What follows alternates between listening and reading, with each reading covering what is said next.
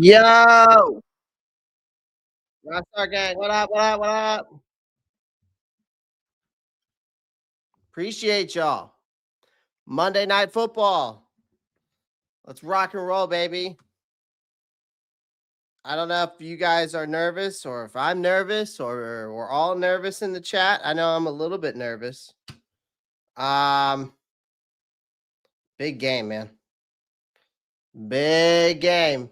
I'm worried about our temporary green dot guy. Chris Barnes has experience. Claude and Churlis stepped up nicely. I mean, I really think it's going to come down to our defensive line. I think it's really going to come down to our defensive line, chat. I think our defensive line and Nick Scourton are really going to need to have a big day. I really think it comes down to them. They're going to need to have a big day. But, you know, good thing is Chris Barnes has experience. Maybe Tej Gibson has some insight on San Francisco since he spent some time there, right? Biggest Monday Night Football game so far. Yes, sir, Mint City. I mean, there's so much implications to this game for Carolina. I mean, it's big implications too for San Francisco, right? I mean, they've got to, you know, they've got to really, you know, win. They really need this win just as much as we do. Especially with how the Rams are playing in their division, the Seahawks, and all that stuff. It really comes down to they really need this game just as much as we do. How do we lose to the Saints? Shake my head. We could be first in the division. Well, if we win tonight, we'll be first in the division. We're overdue for a win on Monday night. Been a long time coming. Absolutely, Panther Scout. I can't agree more. I think this is a game that, again, I told y'all this is a game that I had picked in earlier this year. That this was when I did my early predictions. I said one of these games, and I said between the Buffalo Bills, the Rams, the Niners, one or two of those, and the Packers. I said one or two out of those four games, you're going to need to win, and even though you're not expected to, right? And I predicted us to win this one, and I predicted us to win against the Bills. I thought we would lose against Green Bay and the Rams. Well, we beat Green Bay. We lost to the Bills. Let's see if we can beat San Francisco as I predicted when I did my earlier record predictions in the year. Again, it's going to take a lot, man. It's going to take a lot. When we broke it down with Jesse, shout out to Jesse of Last Second Sports. I hope you guys enjoyed that breakdown, me and him together. Great guy, great 49ers content creator. He is the content creator for Roundtable Sports as the San Francisco guy. Great guy, clean haircut. Guy had a clean ass haircut. I just got mine cleaned up this past weekend. Got that burst fade going on, you know what I'm saying? I had to get it done. Thanksgiving. Y'all know what it is. Y'all know what time it is.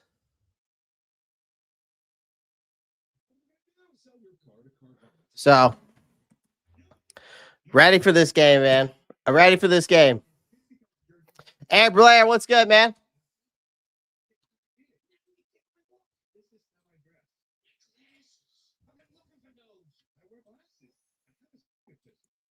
Let's get ready to rumble. Absolutely. Absolutely.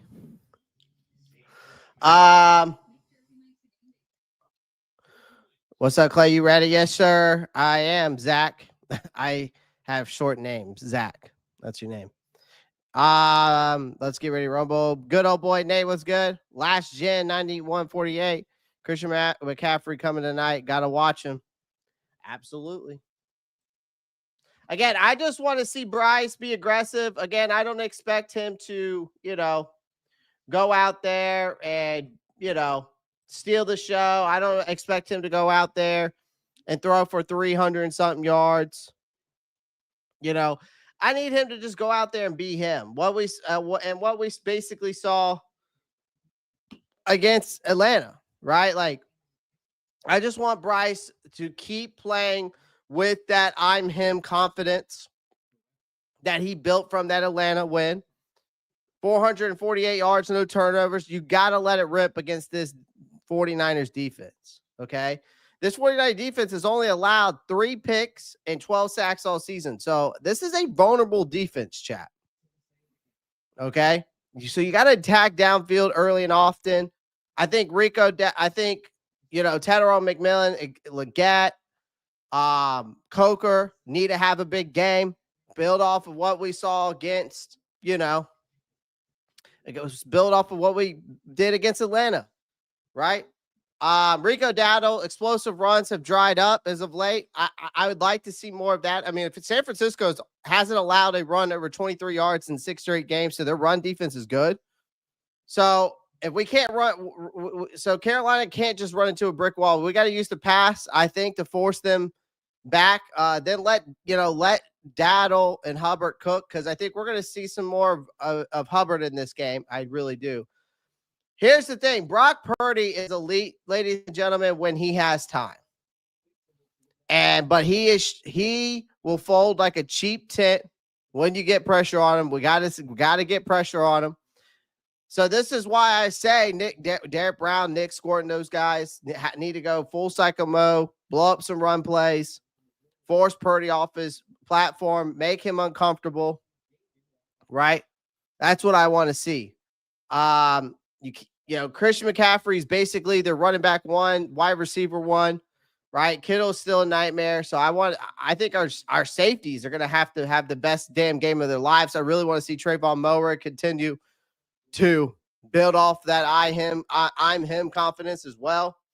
But see, again, I said this is the Panthers. We always steal one that no one expects, like Green Bay this year. You swept the Falcons twice this year. So the playoffs are on the line, ladies and gentlemen, and this is that game. So if Bryce can stay aggressive, these receivers can stay hot, defense gives Purdy hell, we can win this game. We can win this game. So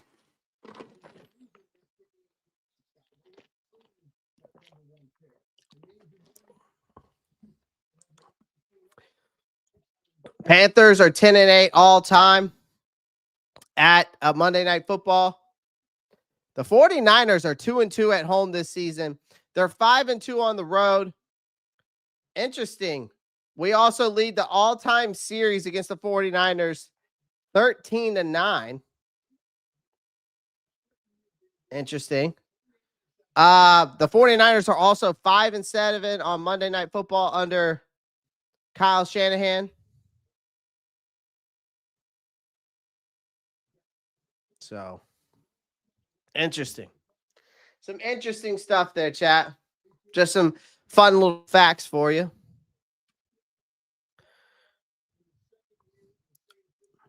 Shout out to everybody in the chat. Jaden, Zach, Christian, Mint City Matthew, Last Gen, Panthers Gal, T. Thompson. Who else is in here? Aiden Rivera, 720. Shout out to you. Appreciate you guys in the chat already. I'd be lying if I'll go ahead and start getting some chats up here while we wait. I'd be lying if I said I wasn't worried about CMC. This is the first time actually playing against us, right? I don't think so. I think Christian McCaffrey has played us back when he came to Carolina, if I'm not mistaken, a couple years ago when we played the 49ers.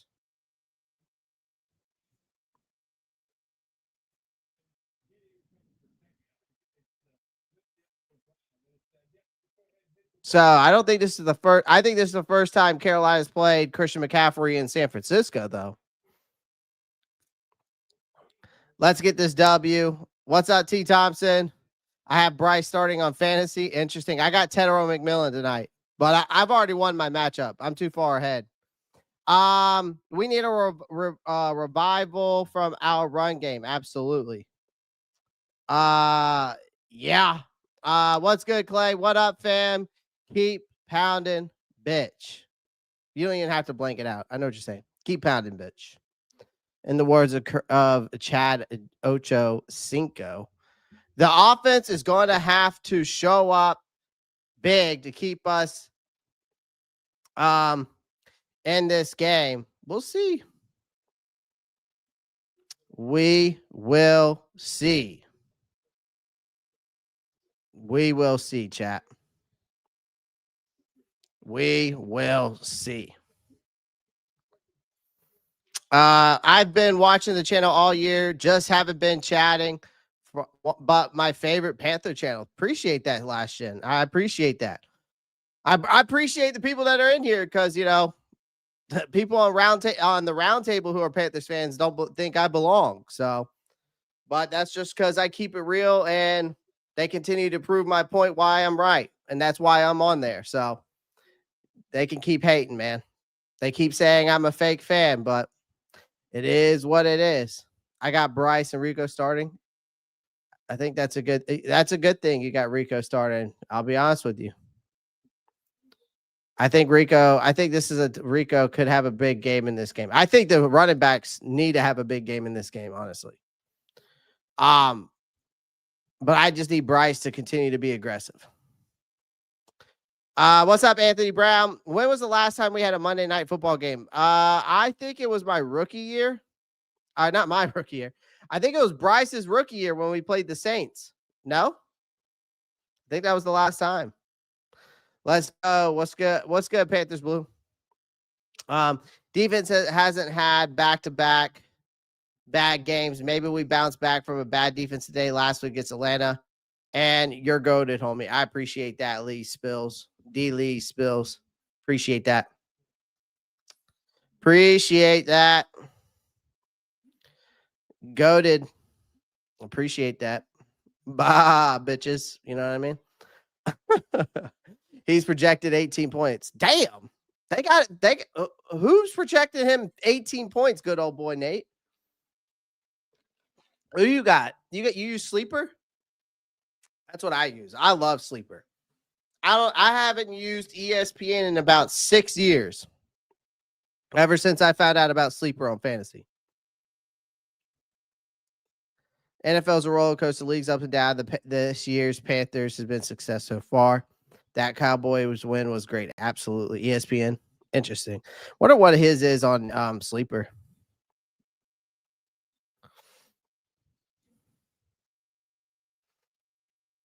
Just say hello. Okay. These unis are fire, by the way. I like the black helmets with the all white with the black socks. I like that. I do like that. I haven't had cable in about 6 years. Laugh out loud. I don't know. Remember the last time I had cable either, my guy.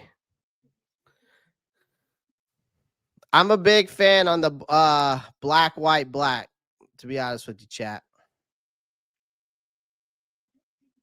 Callie Canales.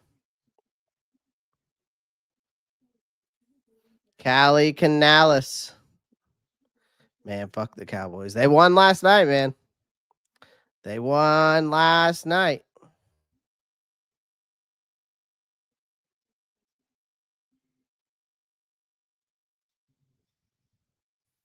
They won last night, that's for sure.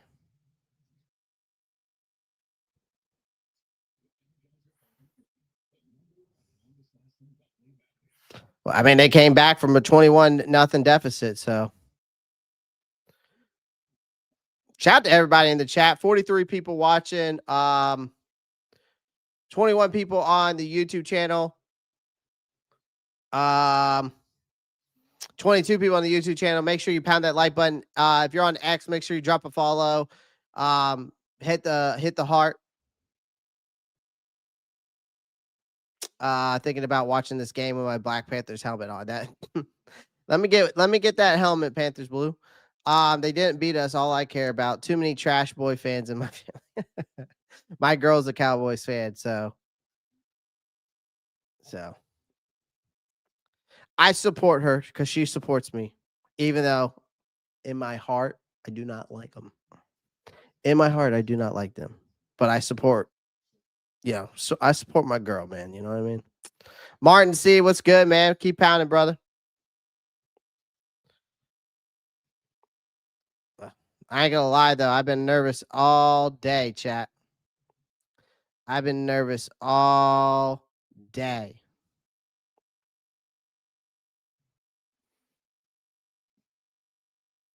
I have been nervous all day. So meet her halfway and get the silver helmet. I'm gonna get. I want to get the silver. I want to get the silver and the black. Like I just want to get both. I need me a Panthers helmet. I need to get me both. I need to get both. I need me a Panthers helmet. Yeah, same dude. T Thompson. T Thompson in the house, ladies and gentlemen. Proud supporter of the Rockstar Report. All you guys are proud supporters of the Rockstar Report. Shout out to everybody in the chat.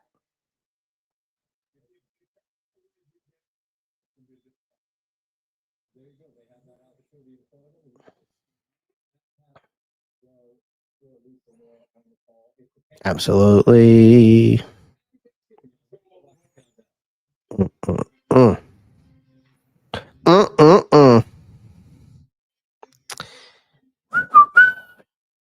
I wish we could do color rush jerseys again. They were so tough.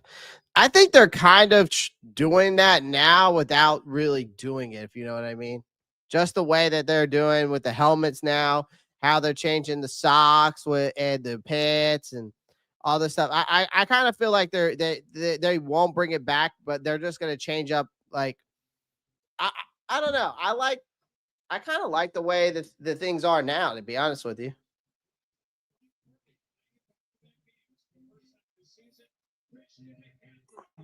At least for the Panthers wise.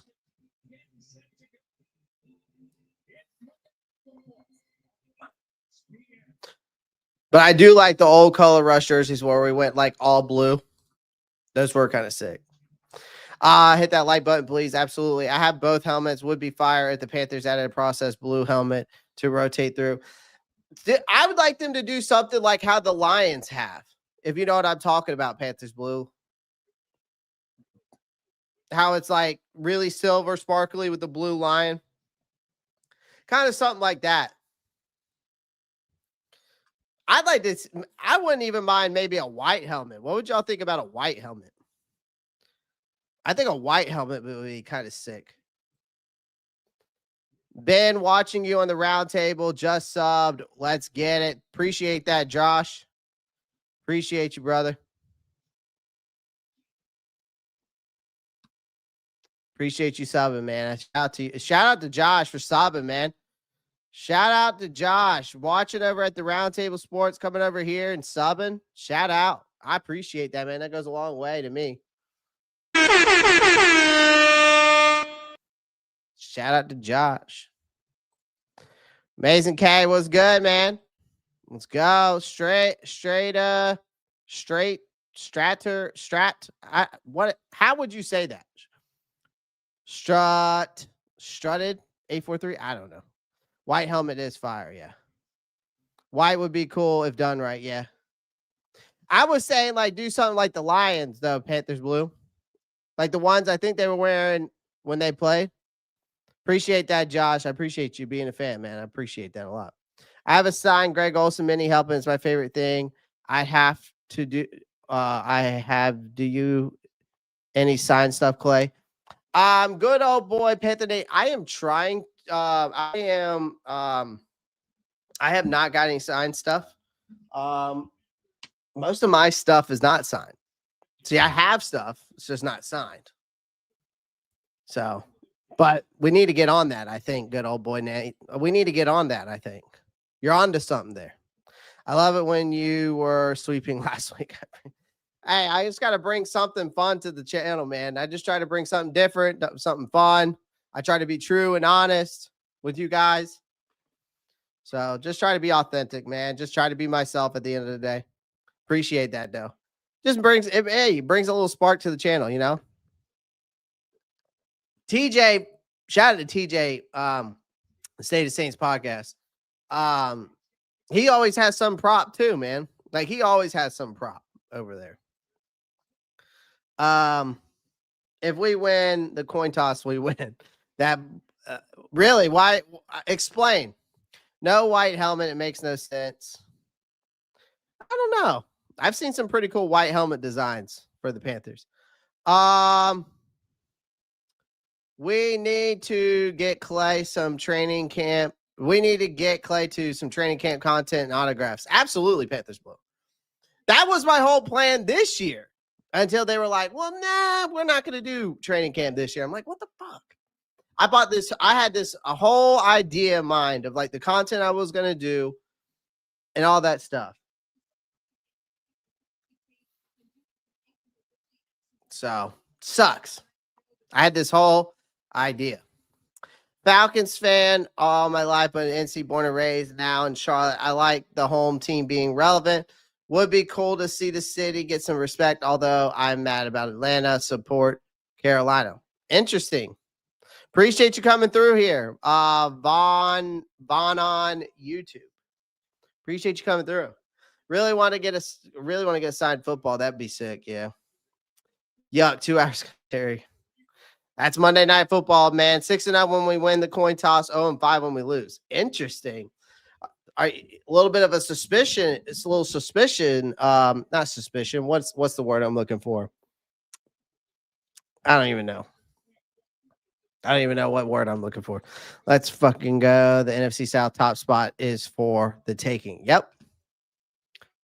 It is. This is the kind of opportunity we haven't sniffed an opportunity like this. I feel like maybe since Wilkes, but then I also could compare it. We haven't sniffed this opportunity since the Super Bowl run we had in 2015, right? Like you've got the Buccaneers who imploded against the Rams last night. Now going, unfortunately, Baker Mayfield got hurt. But, it's 4 hours for the taking.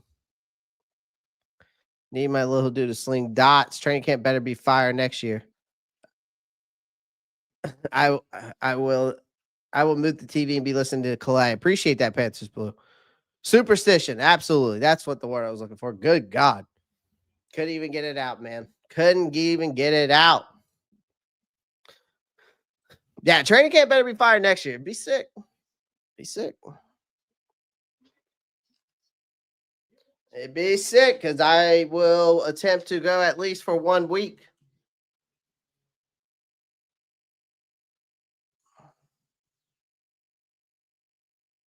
At least one of the weeks I would try to go, or at least 2 or 3 days.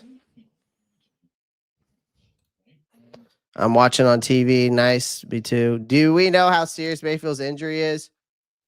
I don't know. I think we haven't heard yet. I think the last thing I heard, hold on, let me get on X. That's a good question. I think Baker Mayfield's injury, it's not good. That's all I know. It's not good. I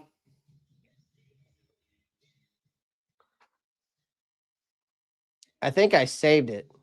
Yeah. So per MRI, the Baker Mayfield suffered a sprained AC joint in his left shoulder per sources. There was no fracture, no structural damage.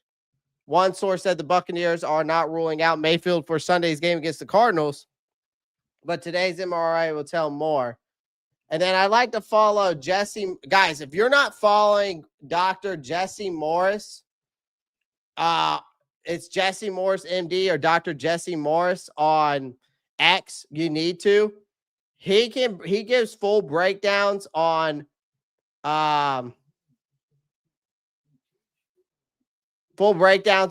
injuries.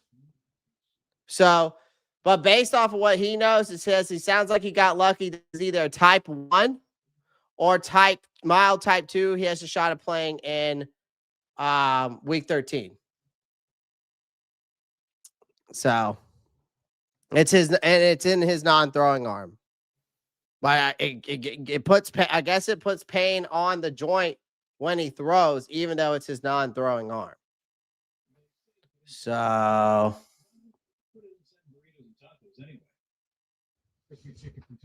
we're gonna have to try to get some pressure, man. Absolutely.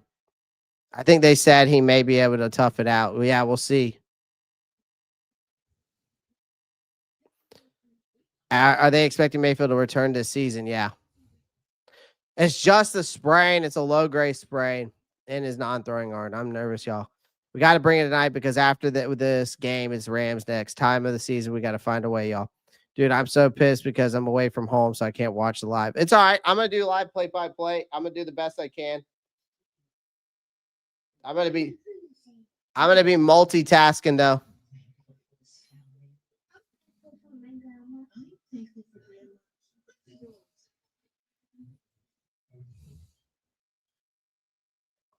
Kristen, Quick Blitz had Doug trolling them with C3 podcast today. You think the offense could take advantage of the injured?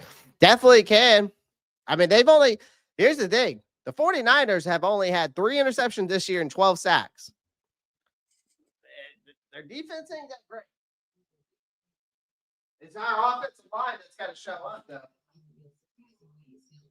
Any good side of the chat? Or what's unexpected, or whatever you're planning next. So achieving your financial goals becomes easier because you're one step closer to reaching it with your big financial goal.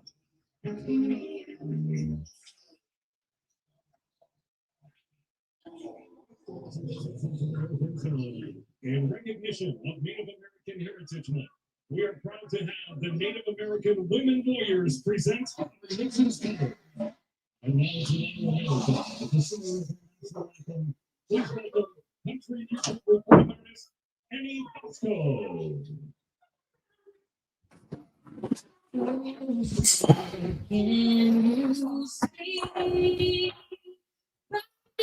I have a blue drink tonight, so hopefully we win. There you go.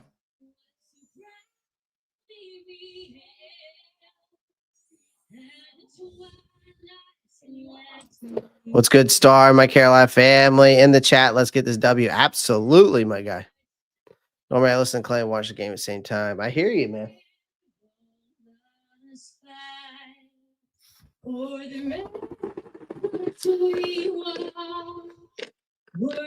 Come on, Canales. Lock in. Lock in. Let's go, T-Mac. They're showing T-Mac right now. That's my dog. That's whose jersey I need to get next. Is T-Mac's.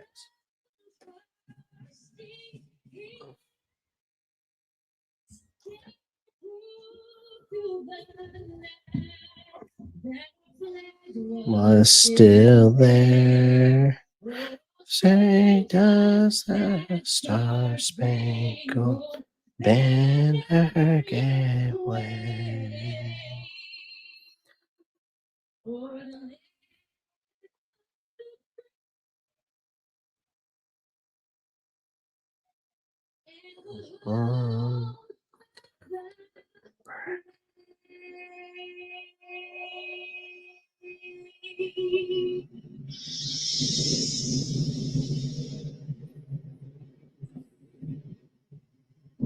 With a win tonight, Carolina's in first place in the NFC South. With a win tonight, 49ers solidify their spot inside the playoff picture.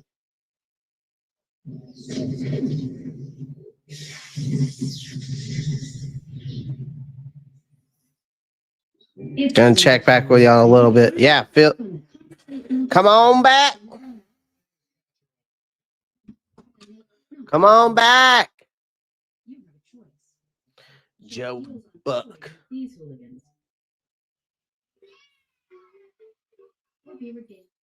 Shout out to everybody in the chat, man. I appreciate y'all guys.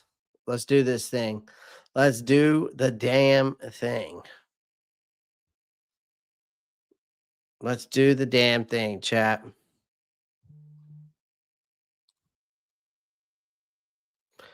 Let's go, chat. This defense needs to lock in. Absolutely. I'm wondering if should I put the shades on, chat? Should I put the shades on?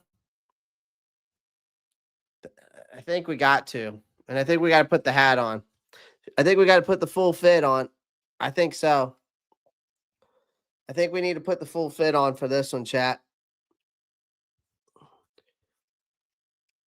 Are they lucky? I don't know. We'll find out.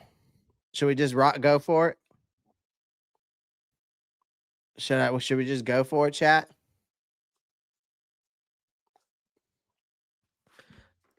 I can't do the hat forwards. I'm more of a hat backwards kind of guy. Kind of a hat backwards type of guy. Yeah. I think we're gonna rock with this.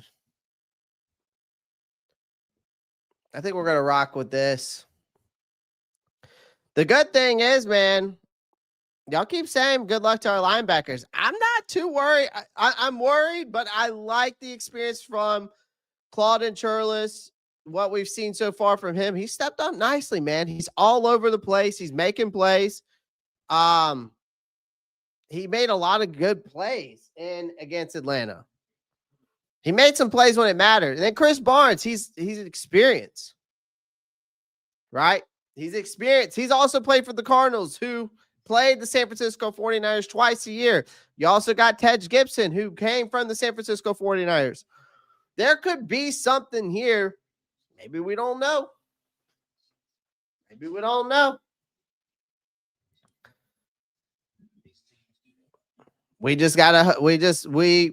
We gotta stay locked in, chat.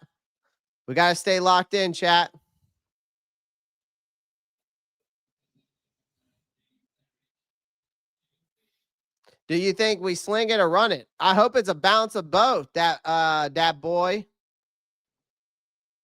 I hope it's both. Unabomber look, Clay.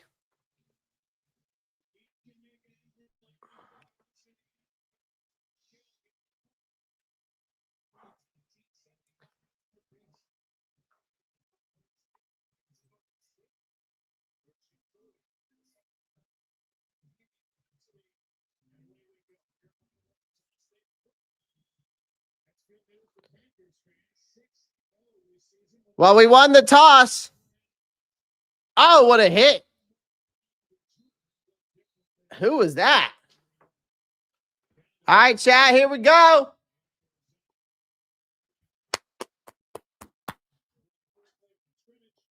An 18-yard return this time, but here is Purdy, who missed 8 games with that turf toe injury, which is a more serious injury than the main. All right, here we go, chat.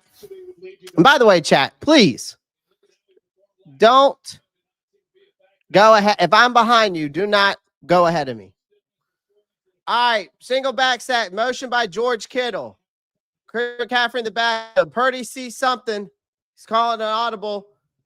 Motion by hands it off to McCaffrey. Claudin Churlis there in the middle, making a play. Good tackle. Guys, chat, do not spoil it for me. Okay, so let me do this. Reminder, do not comment on a play until Clay calls it out. Thank you. Thank you, Panthers Blue. Let's just hold that up there for a few seconds, okay? George Kittle. Yeah, and Kyle Shanahan, he's as creative as there is as an offensive guy, and so you start seeing a lot. Okay, shotgun. Trips right. Motion by Parasol. Purdy steps back. No pressure coming. Just dumps it off. Great tackle by Mo Rig. Woo!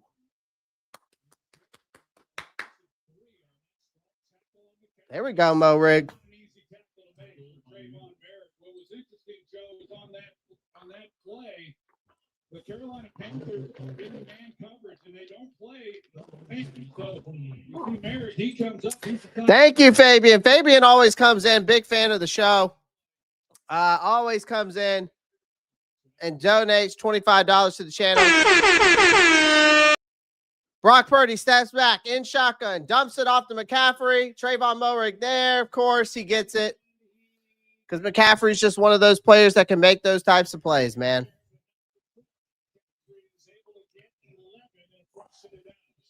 Well, as we know, McCaffrey's having a big year, catching the football and the passing game for him.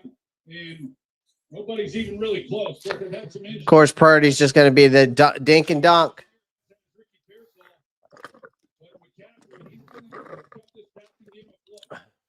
Looks like we're showing blitz. Man coverage. Motion by Parasol. Shotgun.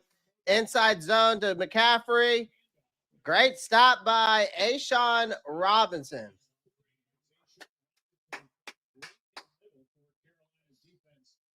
Made that stop. Robinson is up front as we look at this defense. The defense that is ranked number 15 overall. Derrick Brown outstanding at stopping the run.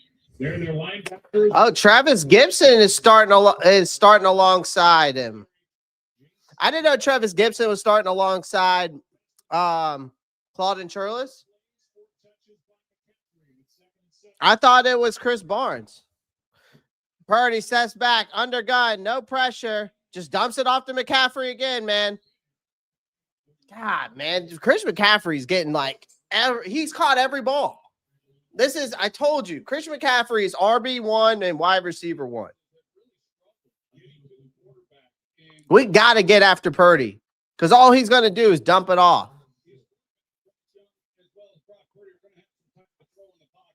Well, when they showed the lineups, they ain't missing tackles. That's the thing. They ain't missing tackles. All right, 3rd and 3. Purdy steps back, throws.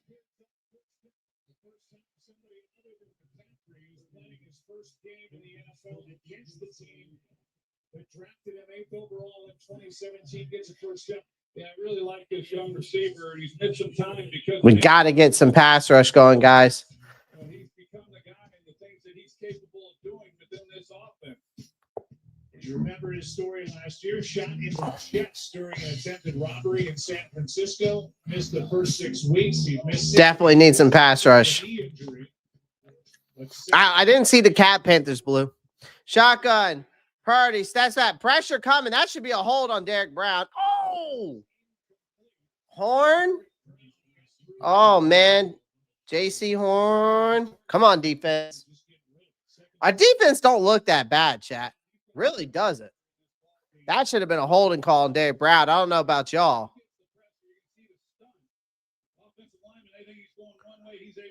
Yeah, 64 kind of holding there, no? As Derrick Brown was getting through.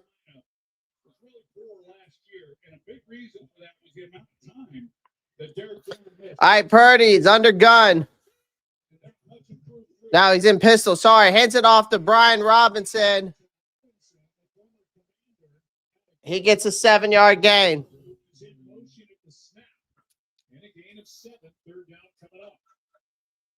Well, this is what the 49ers do so well. Is George Kittle's such a big part of this. As he comes across, he's going to team up with the right guard, Dominic Purdy, and he just kicks it out. And they start moving bodies, and they then create the running lane for the running back, and it's impressive. But George Kittle, obviously, we all know what he does as a receiver. All right, 3 again. Hit it off to Christian McCaffrey. Finds a little bit of a run lane. Gets the first down.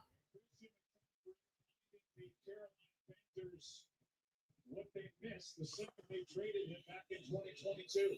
No question. And I know in talking with Kyle Shanahan, he felt that if he could handle the defensive front. We got to get off the field, I know. This is crazy, man. It's not like our defensive front's terrible. He feels that whether it's Christian McCaffrey or Brian Robinson, they're in for a big night. Come on. I mean, they're getting like 3 yards of play here. Charles is making plays. Yeah, a lot of banged up guys around the league this time of year, and so they're having to depend on some other players. And got to get pressure on Purdy, man. Game last week when he was called in to come in and play. That first start of the season, did a nice job, and he gets the nod again this evening.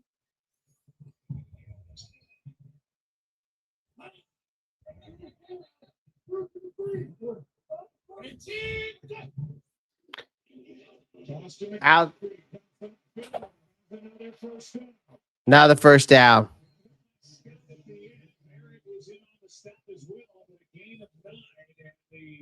Methodical march down the field for San Francisco. We watch this offensive front, and the job that they do. They're all in unison coming off the line of scrimmage, and they just and this running game coming into tonight has not lived up to the standard that we've seen from Kyle Shanahan over the years, and that's probably not going to change much by the end of the year based on where they are. 7 touches, 32 yards from scrimmage already.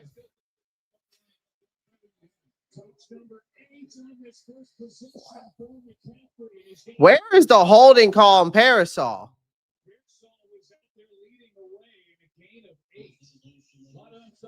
Does that not look like a hold on the jersey? On Tre'von Moehrig? No. Look at Claude and Churlis again. There to make the tackle. How was that not a hold?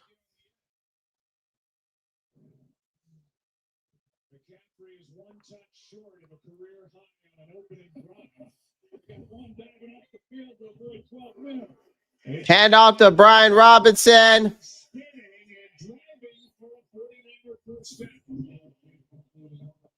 Got hit just before the season.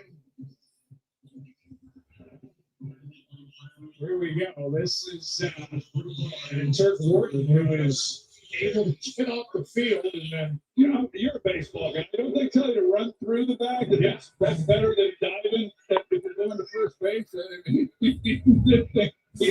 Crazy, man. How do you not get that? How do you not see that? It's a holding on Parasol. First downs on this opening possession. Another touch for McCaffrey going nowhere that time. Second down. Ashawn Robinson, I mentioned Derrick Brown and what he's done to the improved run defense. Ashawn Robinson, he's been a big part of that as well. He's been in this league a long time and a big body there in the middle. But this is where you're defensively. The 49ers came out and put together a heck of a drive, but if you can hold them here to 3 points, it's a win defensively. 49ers have been good in the red zone. Okay, shotgun formation. Purdy steps back, throws.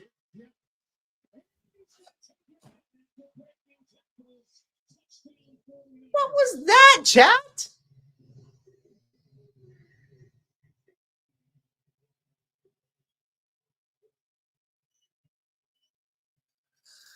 What were they doing on that? How did he just get away from them? There's 2 guys right there.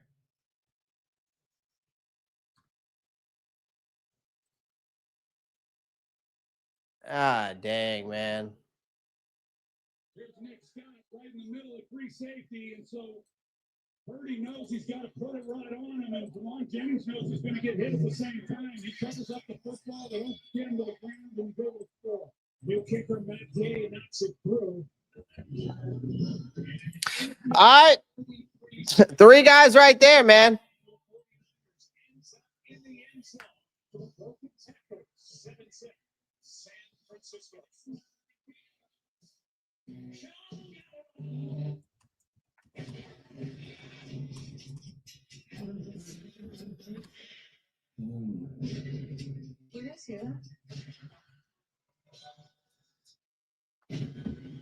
PG-13.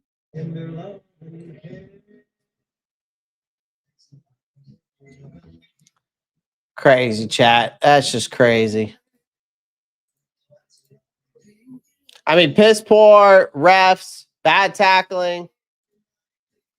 Juwan J. I mean, freaking Parasol's holding. Just, God dang, man.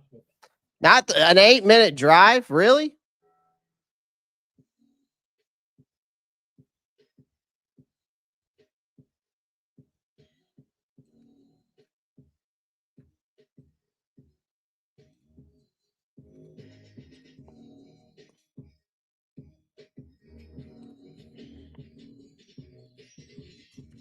Get 2.9% APR on 2025 GMC Sierra EV Denali models. Plus, current eligible Costco members receive up to 12 It was awful, man.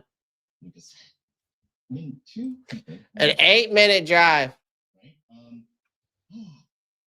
Just awful refs, worst tackling. I mean, come on, man. I just tweeted out, Jawan Jennings slipped out of 3-man tackling from J.C. Horn, Nick Scott, and Chris Barnes. Like they were holding grocery bags instead of ball carrier. But at least there's Progressive to protect your home and auto. Crazy, man. Crazy. No type of pass rush. Yep. Turker's already gassed. Offense better be ready. Yep. I know our defense is gassed already. Looks like it. 75% of what the play went to C-Mac. I mean, CMC. Yeah, I mean, I know. He's RB1. He's wide receiver 1.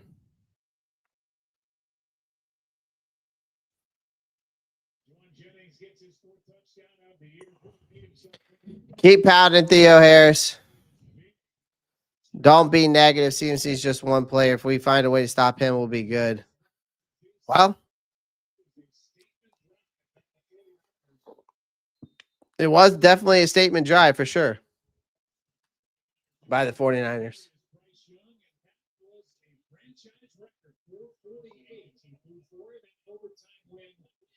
Against Atlanta last week, 3 touchdowns, no interceptions, and making his 3rd career primetime start.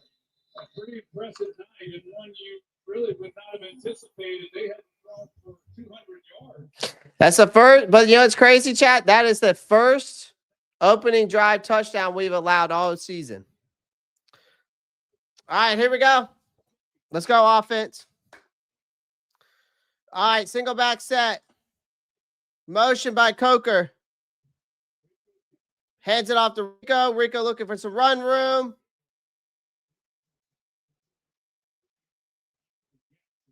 Four-yard gain. You got to be, that's right, because Chandler Zavala has to start at right guard again because of Mays is out. Keep forgetting that. Chandler Zavala's in right at guard again. Fuck me. All right. Shotgun formation. Motion by Trimble. Bryce Young. Shotgun. Bryce. Play action. Pressure coming. Misses. Moves out the pocket. Throws. Finds Trimble for the first down. It's probably going to be a holding call on us. It's coming back. Watch. Chandler Zavala. Let me guess. Nope. Ike Ekwonu. Great movement by Bryce.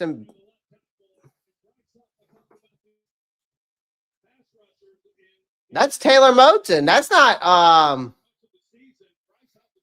I guess he was. That's the holding call. I thought they were calling the holding call on Moton. Never mind. It is on Icky. Okay, I see now.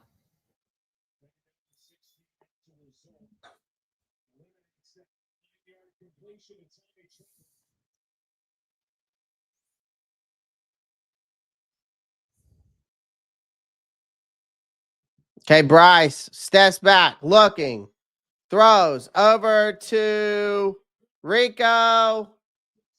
Upton Stout makes the tackle, gains about maybe 2 yards on the play. Okay, got 3 yards.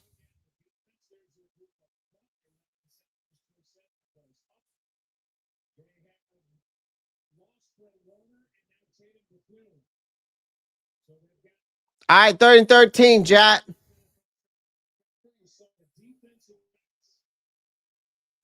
Motion by Coker. Bryce is in shotgun. Bryce steps back, hands it off up the middle to Chuba. Short of the first down. I don't mind the play call there. Would have rather go for it, but they're going to go for it on 4th down here, it looks like. 4th and 2. That's fine. Be aggressive. Got to be aggressive.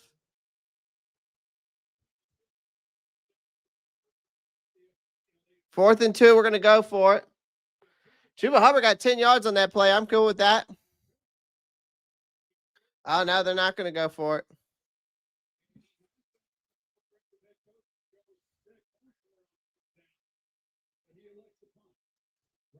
Because of that hold, as Martin hits a beauty, it is high, it's hanging, it's staying in the end zone, it's 6 seconds on the 10. Okay.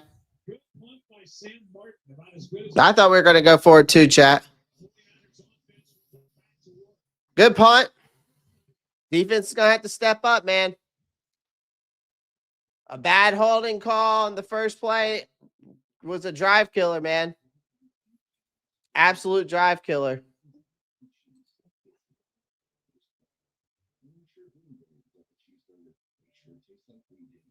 I mean, this is the thing. I hate that third down call if you're not going to go for it on fourth. I'll be honest with you. I hate that third down call if you're not going to go for it on fourth.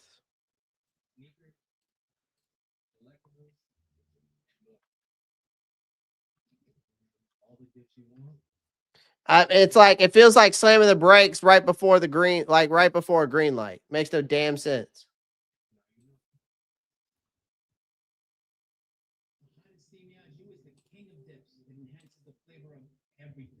Roast beef, onions, cheese. I would get everything and I'd do it if I could. And if you want savings, order on the app. All right, chat. Canals legs. If you're not, I mean, like if you're not going to go for it on fourth, the third down, like if you're not going to go for it on the fourth, like the third down call was like buying concert tickets and then leaving before the headliner. You know, like fuck. What are we doing? You know what I mean? All right, chat. I need me a drink. And I'm not drinking alcohol tonight. I might. I don't know. I haven't decided yet. Let's look at Christian McCaffrey through the years. ESPN's Monday Night Football brought to you by Purdy. You can count on Christian.com. Call of Duty Black Ops 7 available underrated ad from Germany. Christian was so happy as that ad. The Broncos won Super Bowl 33 wrong. Christian in Carolina, Denver area, Stanford. Drafted by the Panthers in 2017. The first round traded to San Francisco in 2022. He was busy. He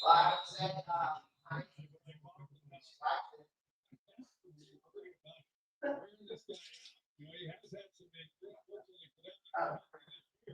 They'd like to give Brian Robinson some more work, but he said McCaffrey, he just simply does not want to fit. They think it's a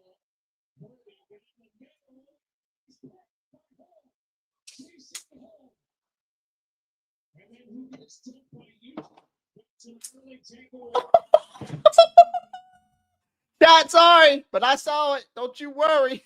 I'm back on the shades.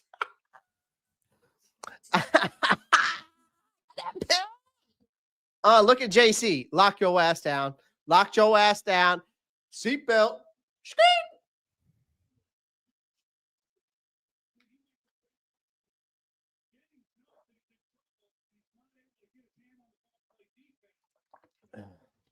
Thanks, Purdy.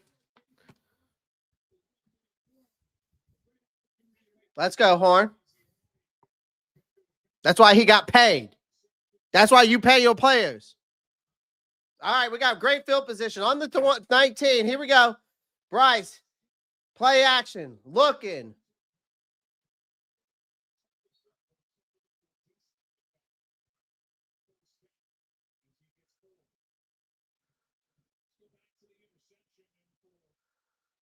That was awesome. What an interception, man.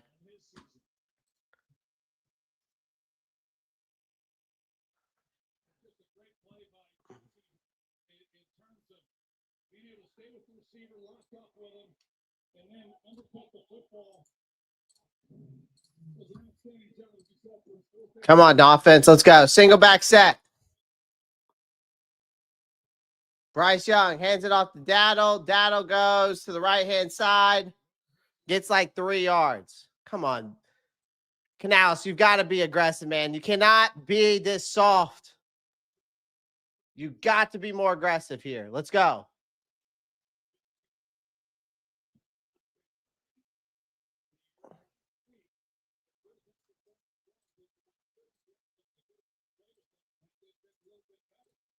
Come on.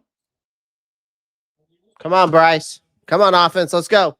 You have to score on this.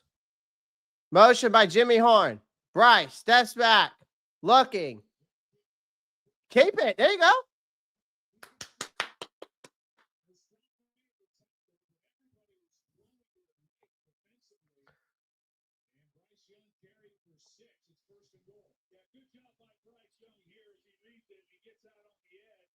Huge interception. It's a good job of Bryce at least avoiding a big hit. It's not that he's as big a hitter as there is at the safety position. Minimal damage, and he picks up the first down. Come on, here we go. Oh, play action.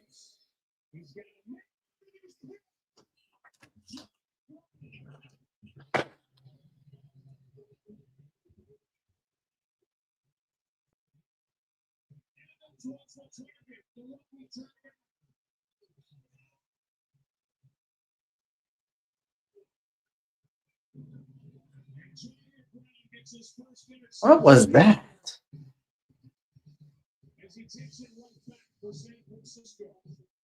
I didn't like the play call. I'll be honest with you. I did not like the play call. I'll be honest with you. It should have been a run.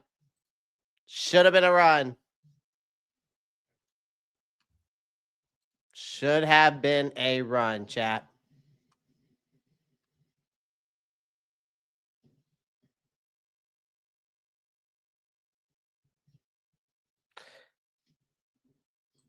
I'm just going to say this. Bryce should have ran that in. That's a golden opportunity that you just really, really messed up. That is a golden opportunity, chat.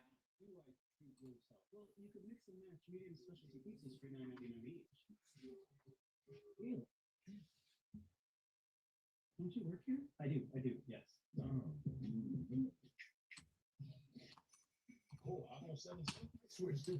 I just don't get it, man. Bryce, I just don't get it, man. This is why I'm hard on Bryce. See, this is why people, you call me a fake fan, but then you see this type of shit. Like, this is what I'm talking about. Like, I get Bryce had a good game against Atlanta, but this is why I tell people, hold off. Hold off. But I'm a fake fan.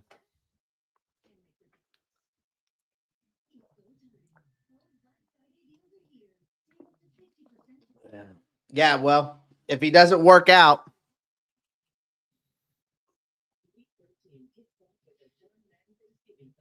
Chef, you didn't have to tell me. I told you. I told everybody else. Trizzy, that's on Canales. Really, the play call wasn't bad. The problem is Bryce should have just ran that in. Now that I watched it, it wasn't a bad play call. I would have expected a run play on that play, but Bryce had an open runway to call. I'm blaming Bryce on that. Bryce, watch the replay. He has an open runway to walk in the touchdown. Look, he has an open runway.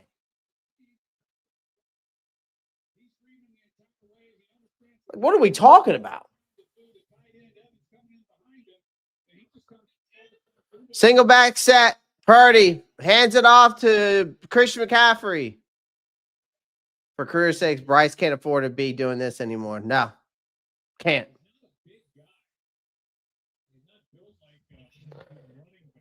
Russell, you make a good point on that.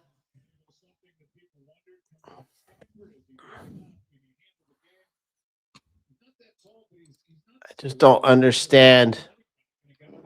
I just don't understand, man. Make me someone help me understand.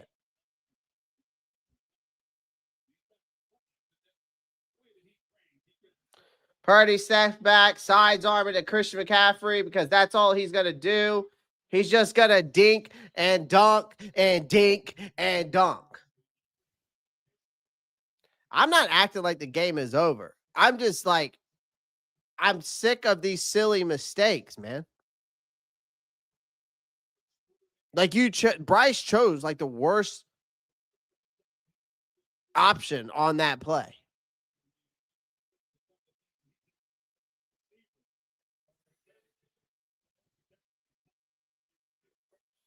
That's exactly what I'm saying, Columbus.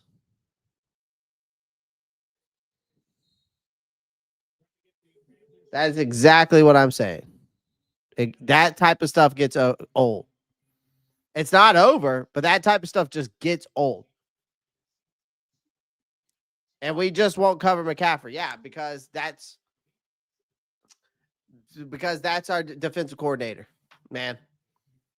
If it isn't in his game plan and it's not, if it ain't broke, don't fix it.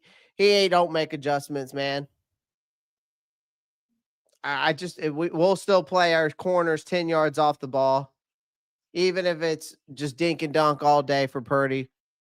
We won't give up the big explosive plays, but we'll give up the 10, 15 yards yaks.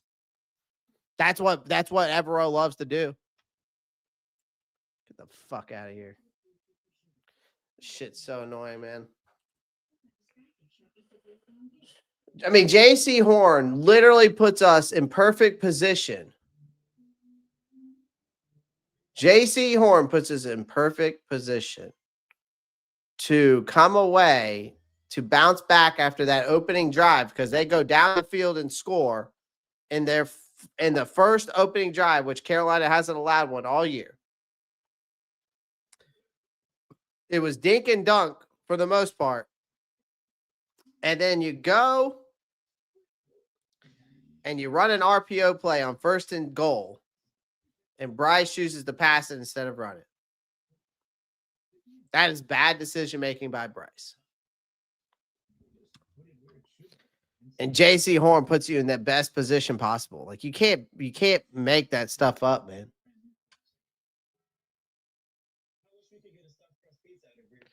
Like, you can't throw a high-risk pass in that play. Like that was simply wasn't open. Just throw it away if you're going to do that. Fire it into the stands. Score on one of the next 3 downs you got.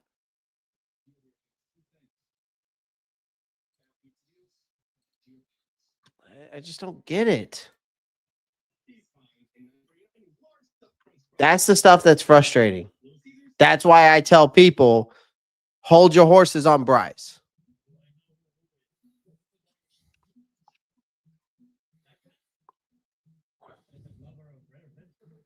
If I was J.C. Horn, I'd be pissed too. And I would go up to Bryce and be like, hey, man, just throw it in the stands. You've got 3 other downs to score. Good Lord. Time of possession, 10 minutes to 4.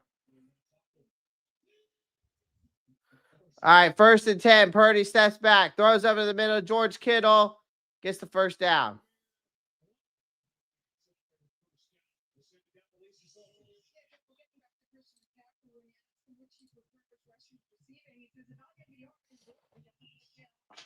All right.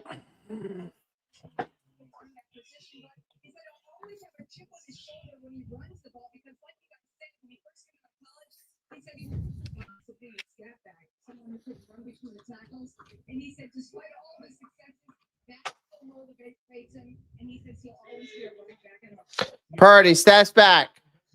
Pressure coming. Throws off his back foot to Brian Robinson, and Derrick Brown and J.C. Horn make the tackle. Stack it down.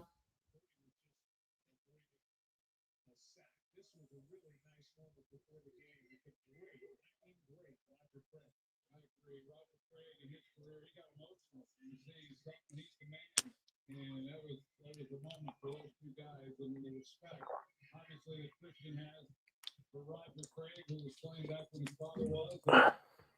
It's a pretty moving deal. It really is. Okay.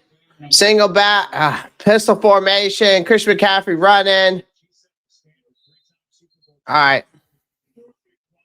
Here we go, chat. It's not over, chat. It's not over. It's not over. Let's just pump the brakes for a minute. received 1,000+ yards in a single season history, and he is on that very. You say you can read his lips, and that's my boy. Our defense on the field too long. Yeah, no. All right, 3rd and 2. Purdy handed off to Christian. Great tackle. Chris Barnes was in there, probably just a yard short. 4th and 1. They're going to go for it. Of course. Why not? Why wouldn't you go for it?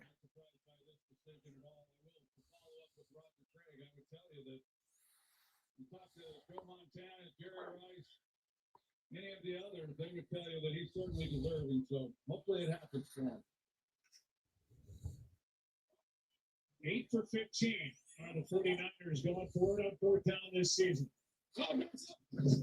Yeah, Brock Purdy's just got to sneak it through, man.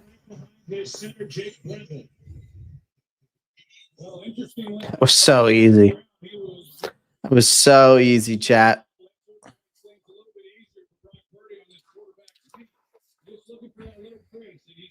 Fuck, man. Right off the right cheek there of his center.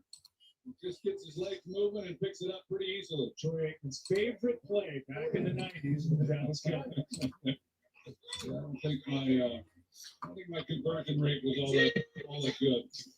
Your heart wasn't there. Here's your McCaffrey on 1st down is going to be knocked down at the 41 of game 3. You know, we heard Lisa report on McCaffrey saying he doesn't care if he runs the ball or catches the ball yard to yard. And the impressive thing about this 49ers team is there's a lot of guys that are made like All right, chat.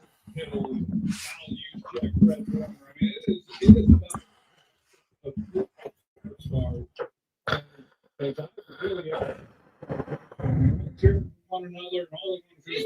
2nd and 7. Shotgun. Pressure coming. Purdy makes a move.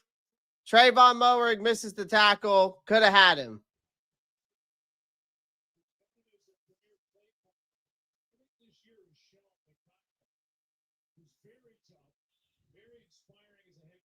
We're getting gashed.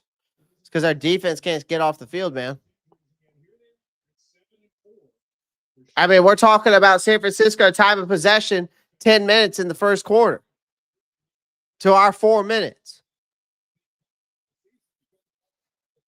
Our defense is absolutely gassed. What are we talking about? Purdy's got all day back there, no pressure. He's got at least 4 to 5 seconds to throw the ball.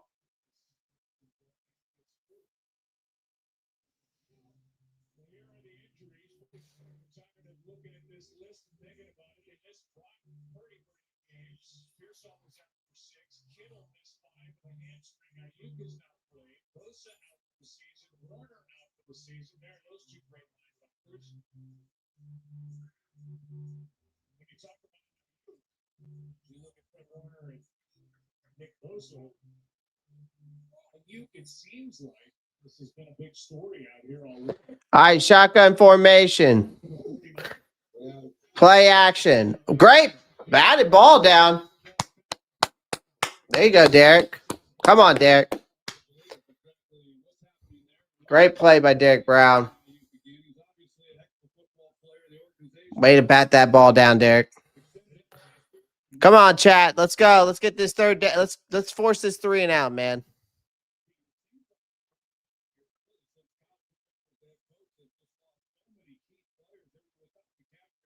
Time of possession. They've had time of possession for 15 minutes and 31 seconds, chat. It's crazy. Good God, man. Timeout 49ers.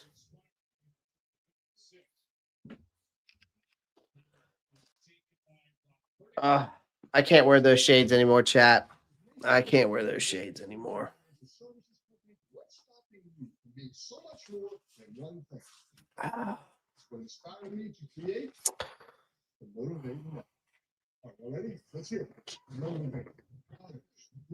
We got to tighten up defense. Yep. The acronyms that include nationwide. For your insurance and financial needs, Nationwide is on your side. Well, the 49ers face a third down here, third down and 6. They are on their third kicker of the year. Andy Pinheiro pulled his hamstring last week in that win at Arizona. They started the year with former third-round pick Jake Moody. All right, 3rd and 6, chat.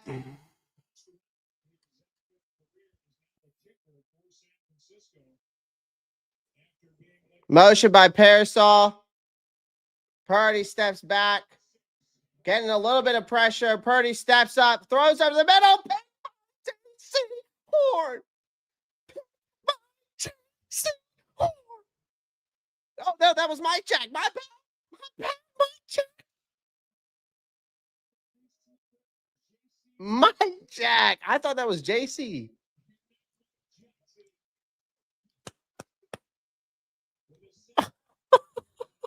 My bad, Mike Jack. I had the wrong guy.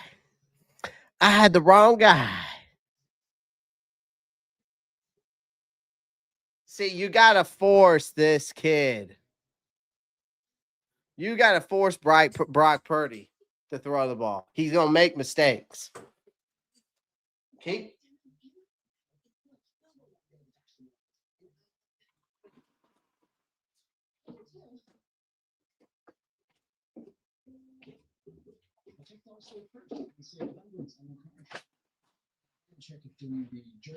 Getting some fresh air in here, chat. Getting some fresh air in here.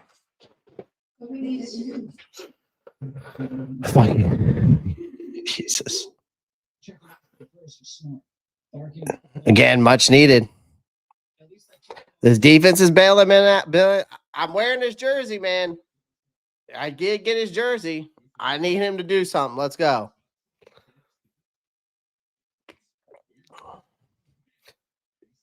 Maybe I should switch jerseys. Maybe I should put JC on back there. Thank goodness for Mike Jack, yeah.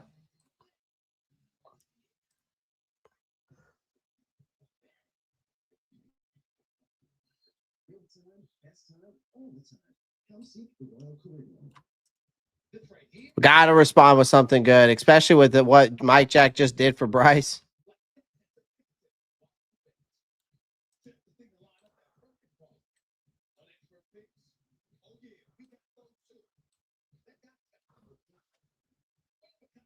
You know what I mean?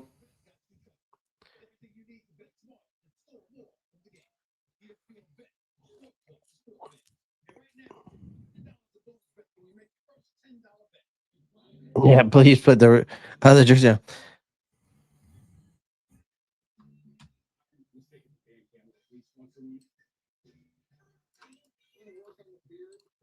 Nice.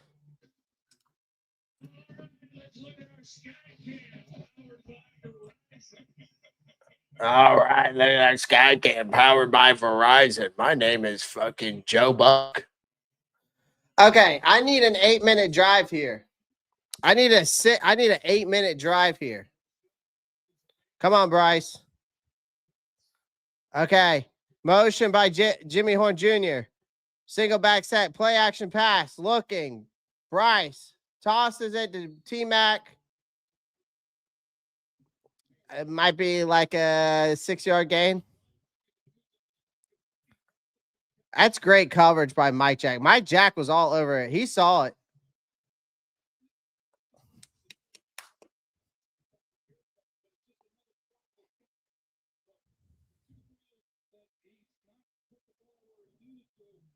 Great defense. Okay, Bryce. Hands it off to Chuba.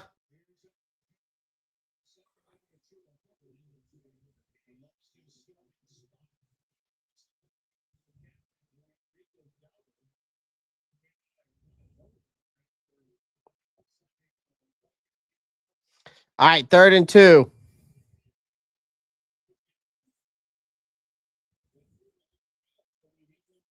Come on, Bryce. I want you to be successful, man. I do. Shotgun.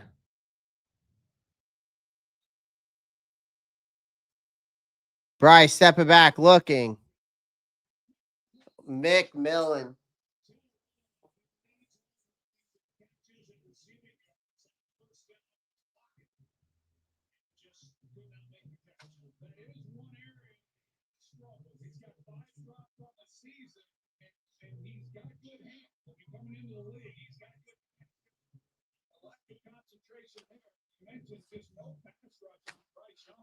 I mean, you got to catch that, T-Mac. You got to catch that. I mean, my God.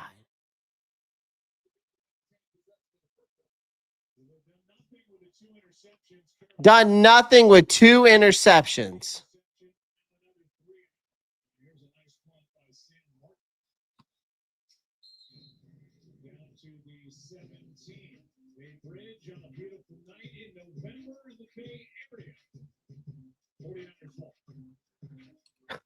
It's just like, you can't make this stuff up, chat. Our defense is bailing us out, man. Our defense has been bailing us out all game long, and they got to go back out on the field and try to bail us out again. I just don't get it, man. I don't get it.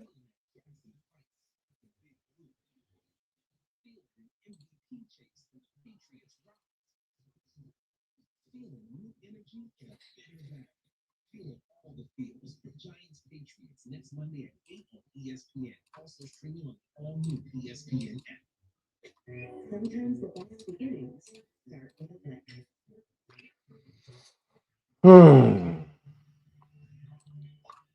Start yours now. When investing leads to questions, JP Morgan Wealth Management has powerful tools, research from expert analysts, and a single view of your banking and investing accounts right in the Chase mobile app. When you want to take control of your financial future, the answer is JP Morgan Wealth Management. When you join SoFi Plus, you can get $1,000 plus in annual value. Plus SoFi Bank's highest savings APY. Get SoFi Bank's highest savings APY. SoFi Plus. SoFi. Get your money right. I don't get it, man. Your business is only using 20% of its data. You could. 80% all over the place. Or you could find it in one place. Postgame. All the data makes all the difference. If your grandpa wears one of these, or if your wife wears this, you can count on USAA membership for the spouses, kids, and then grandkids of those who serve. We've got your back. See if you can do it. This team's not ready for primetime, chat. If they're not ready for primetime, they're not ready for the playoffs. I'll just be honest with you.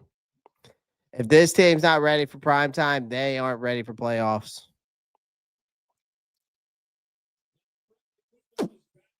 Plain and simple.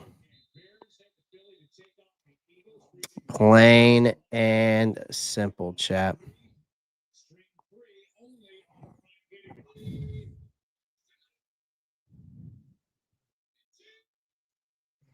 Purdy hands it off to Christian McCaffrey. Oh, fumble!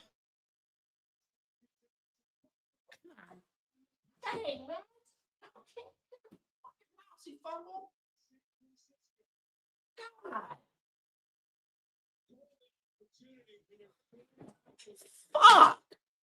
As you watch this ball get knocked out, as it was punched by This is just missing opportunities after opportunities. You had 2 interceptions. Bryce Young misses a touchdown, throws an interception.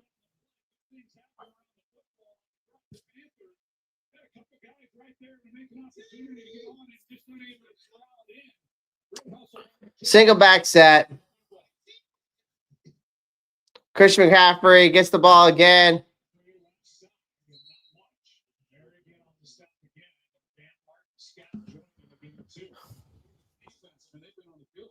Here in this first half, and the offense for Carolina unable to really get much going, and they have to get back out there and almost give the offense another short field to see what they could do with it.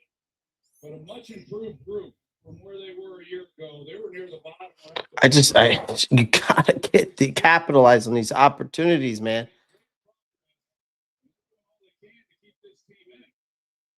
I just don't understand how we did not get that fumble. Purdy stepping back, throw it again over the middle. Pick JC. Run it back. Just run it back, JC. That is 3 picks by Purdy. If you do not capitalize on this, we have an absolute problem.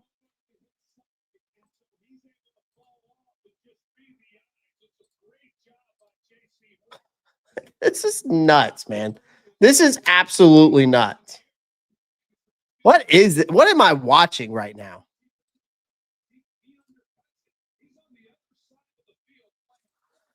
What am I watching right now, chat?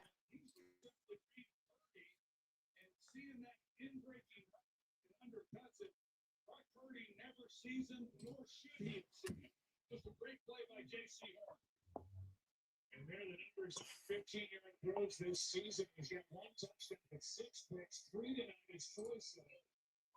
And the Panthers, who came in with 7 interceptions, had 3.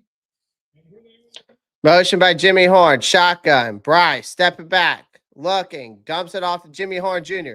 Jimmy Horn gets on the outside. Runs. Gets the first down.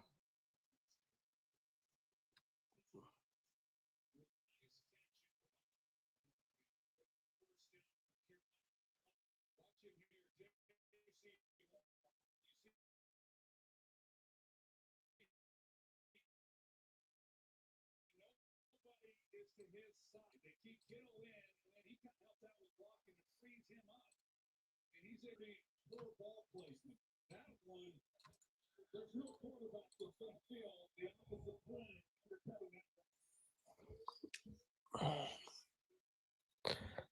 Bryce Young, single back set. Hands it off to Rico. Rico finding some run room. Gets about 8 yards. We've literally almost forced 4 turnovers in this game, chat. We've had 3 interceptions by Purdy. Now, you almost have that fumble, bro.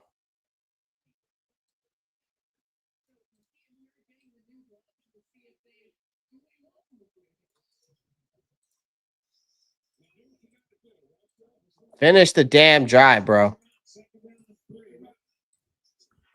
Bryce hands it off to Rico. Rico looking. Gets the first down. All right, we're in the red zone, chat. We got to score here. We got to score here.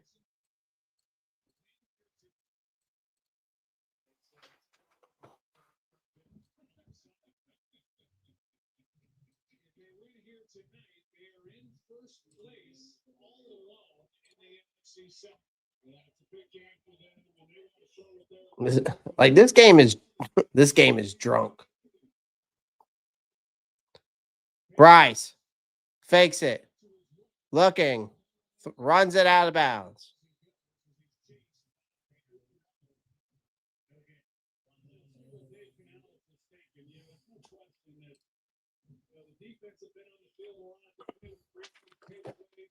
Hasn't really done anything with it.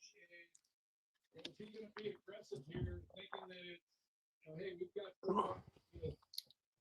put this thing in? It'll be interesting to follow what they do here on the next 2 plays.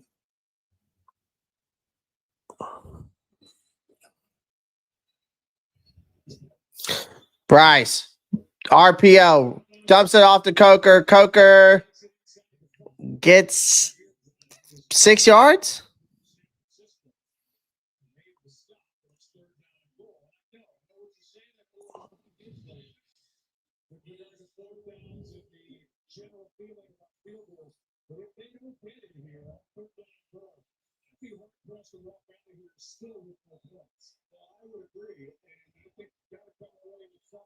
All right. Coker in the backfield alongside Chuba Hubbard. So you basically got a 2-back set here. 3rd and goal. Shotgun. Bryce steps back. Dumps it off to Hubbard. Legette misses a block. That is so bad, Legette. That is so bad. It's just a dump-off play.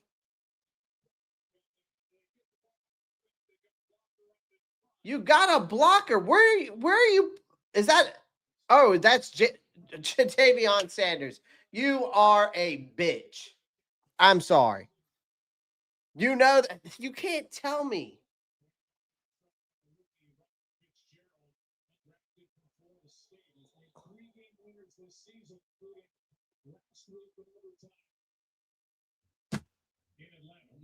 What are we doing, man?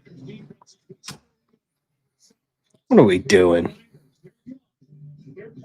I mean, we literally basically have 4 turnovers in this game. We have 3 points, 2 picks by J.C. Horn, one by Mike Jack. You basically almost have a fumble, and we only have 3 points to show for it, chat. That is an absolute problem.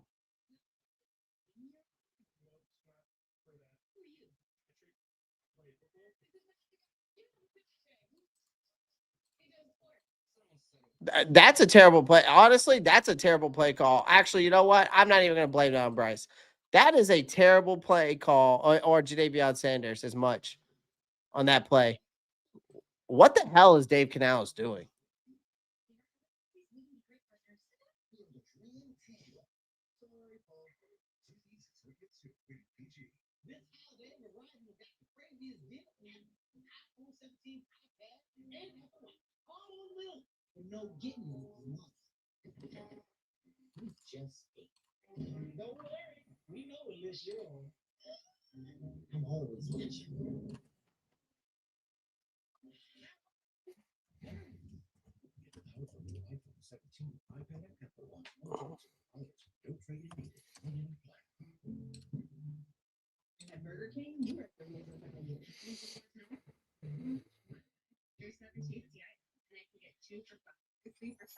Just plain fucking scared.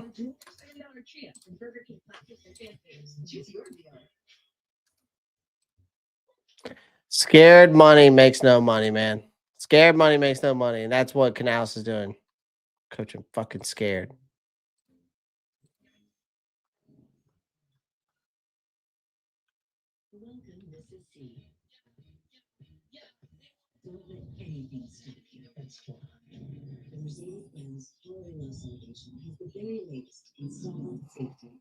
This has been such a winnable game, Chad. That's why it's so frustrating. We are making it harder on us than it should be. Again, you have 3 interceptions and you only have 3 points to show for it. Good God.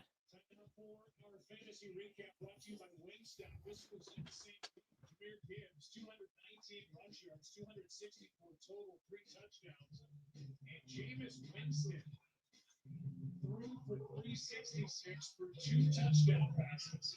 Touchdown reception he had. That was awesome. Here's Scott Moore, 33 yards. Now here goes our fucking special teams. Jesus Christ, man. I mean, you can't make this shit up, chat. You just can't. We're selling like a motherfucker right now. We are.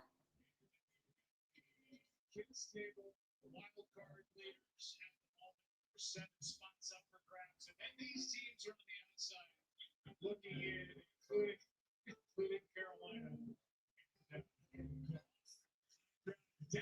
Looking through the window. How about the Lombardi Trophy salt and pepper shaker? So that's the adult table. 2 weeks in a row. Quick screen pass to Ricky Parasol, stuffed by Tershawn Wharton.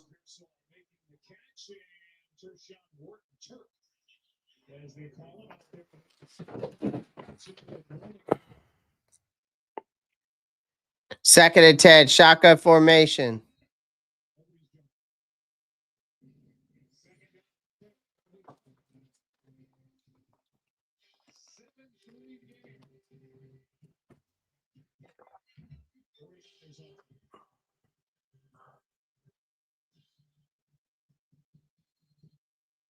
The game of football is evolving for the better. Women at every level are propelled in the sport forward. They're redefining game changer, while also showing up on the field as trendsetters. From elite level events like the Oakland Icon Alliance to the global growth of NFL flag, young women are dominating the sport, proving it's a game for everyone. Oakley is here for it. Here to move the game forward. I'm a baseball dad.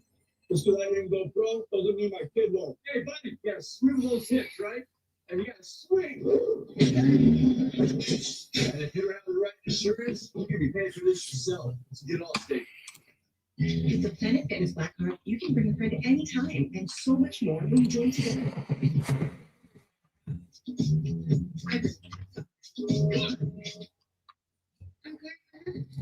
And I'm encouraged your hand.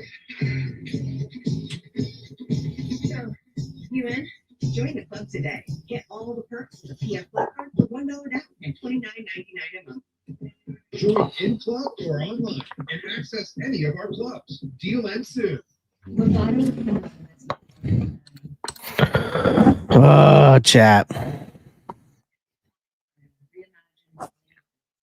We got to run the ball. We got to start running the ball more. I don't care if it's not working. I don't care if they're not getting explosive plays, but if they're getting 4 or 5 yards of carry, we got to run the ball. We need to impose our will. We need to play the brand of football that Dave Canales that says that we're all about. I need to see that. Or, especially in the red zone, man, like we've got to attempt a pass in the end zone if, in that play there. Not a screenplay. Don't play scared. Scared money make no money.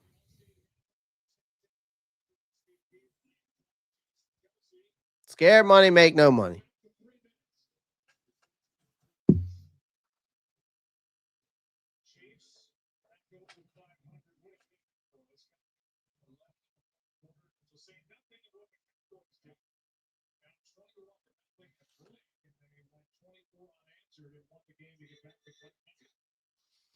All right, Purdy steps back, looking, steps up, finds George Kittle over the middle, wide open, and gets a first down.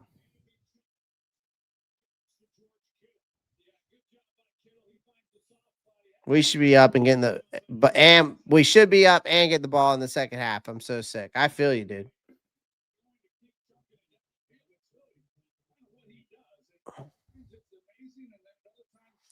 Evan, you're absolutely right, my friend.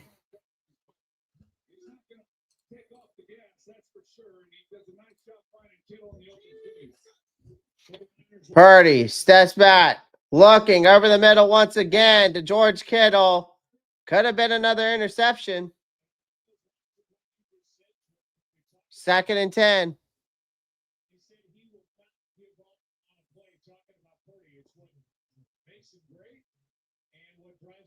Sometimes, and we've seen examples of that here tonight. Yeah, and you watch him play at all. I mean, he is not going to give up on a play. He's got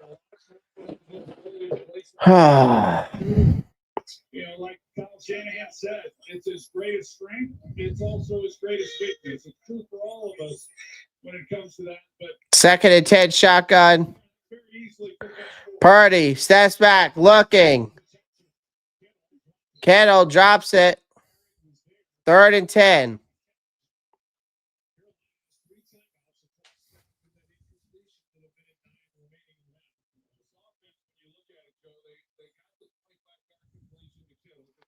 No type of pressure, man. I know. We ain't getting no pressure. They just have not been the big play offense that we've seen of them, and they've got to do it a little bit differently than they have in the past. And got to get a stop here. Going through Purdy's mind, because when you start throwing some of those, it does tend to happen. Purdy steps back, looking. Oh my goodness.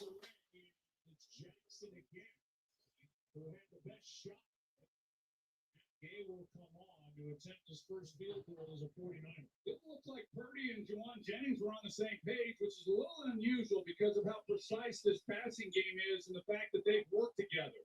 And Juwan Jennings looked like he was laboring a little bit. Mike Jack about had another one. I'm telling you right now, Mike Jack and J.C. Horn, they doing their thing. He's able to make it through. Won a kicking competition during the week to get this done. And the former Washington Commander. Horn.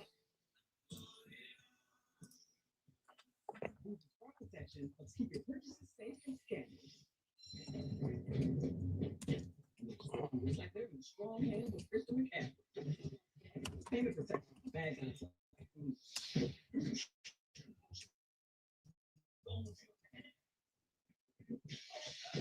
can't better watch your back. You scammed your last scam, scammer. So cute. No one is more secure than people. Insurance isn't the same as having State Farm. It's like needing the protection of it.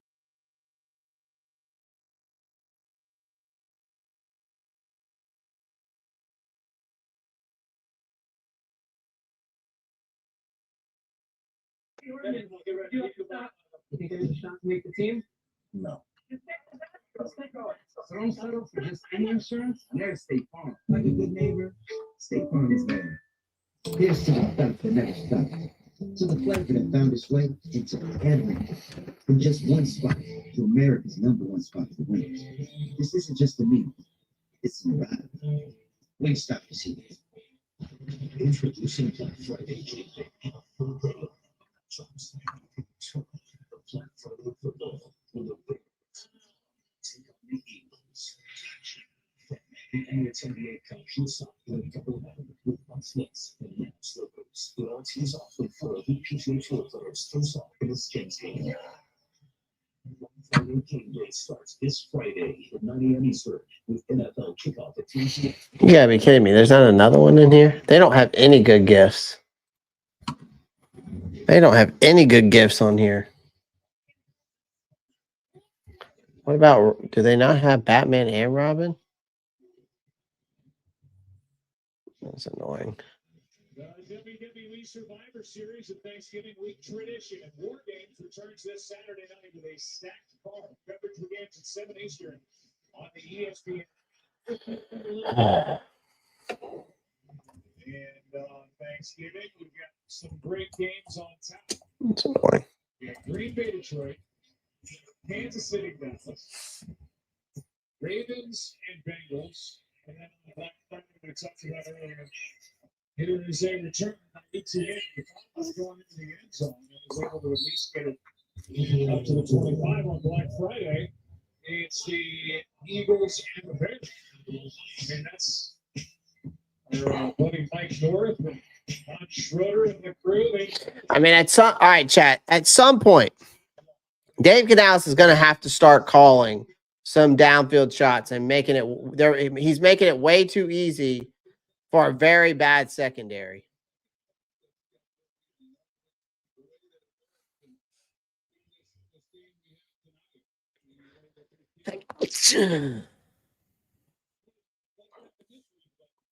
Bryce, undergun, throws, finds Jadavion Sanders. Jadavion Sanders has his back turned. God dang it, man. He's got to get out of that.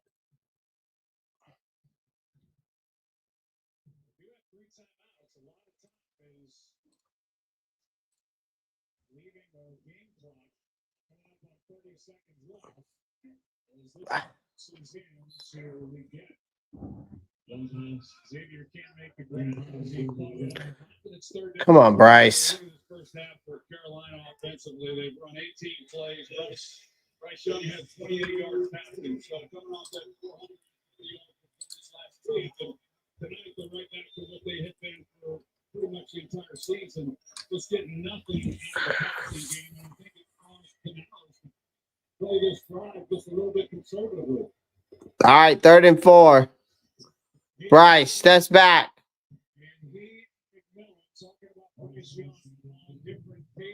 That's just what the fuck was that?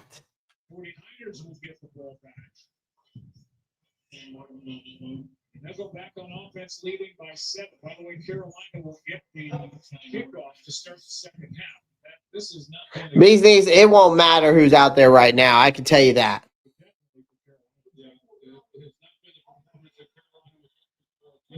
They're calling intentional grounding. I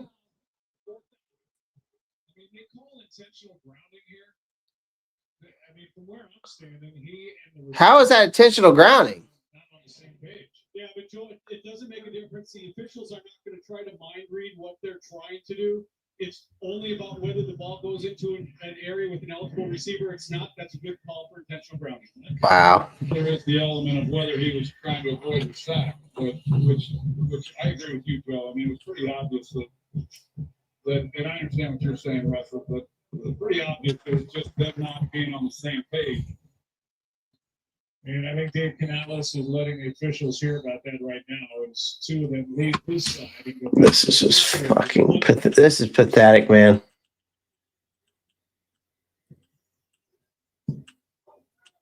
Good snap by J.J. Jansen in his 17th year. This is pathetic. By Sky Moore. Let's go back to the intentional grounding, just because it's fun to talk about. We can argue with Russell Europe about it, but see if this ball was tipped, and it was. Yeah, so the ball's tipped too. So how's that intentional grounding as well? We heard a couple of weeks ago, tipping doesn't automatically take off intentional grounding. It can be taken into consideration. I don't think that affected it enough. I feel like. Okay, agree to disagree. We're going to put it to the committee. You're outvoted 2-1. 10 yards could be big. I mean, there's only 17 seconds, but Jesus, man. from the 35, Purdy finds Kittle, who links up, and it was followed dive for a first down. And now a timeout will be taken by the 49ers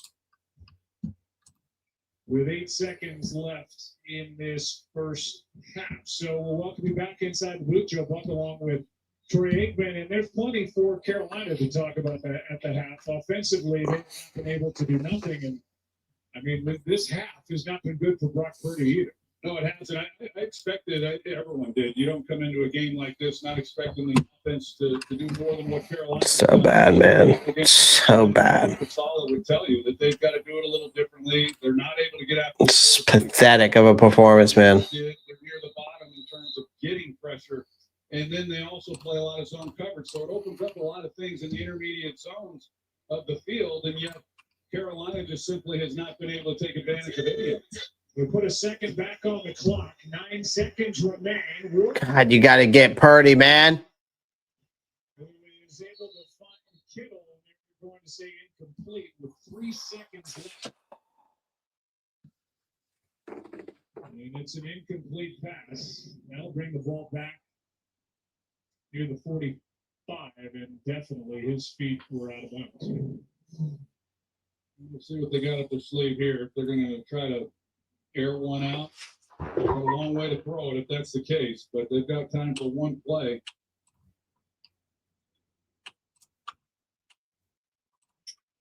So this will do it for the half, barring a defensive foul.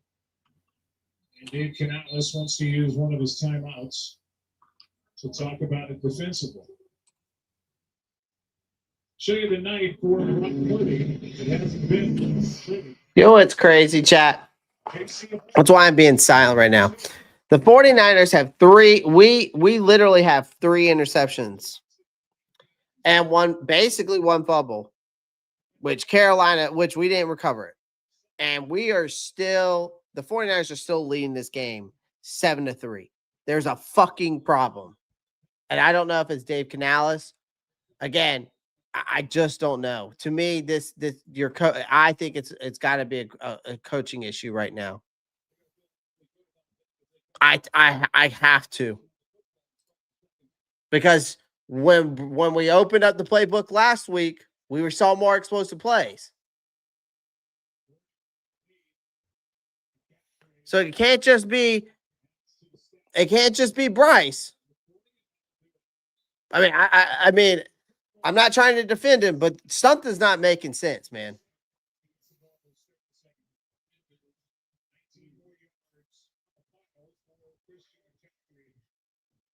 who has been awfully busy. Let's send you down to Lisa Salters with Kyle Shanahan. We get the ball in the second half. We've got to come out in the second half on the first drive and score.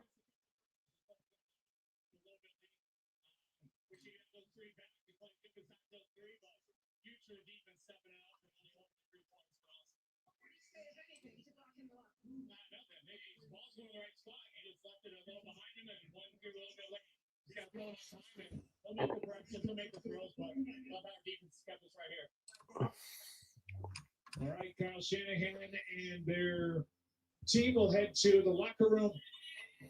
Same for Bryce Young eventually and the Carolina Panthers. 10-3 game at the half. Stay tuned. All-State halftime comes your way next.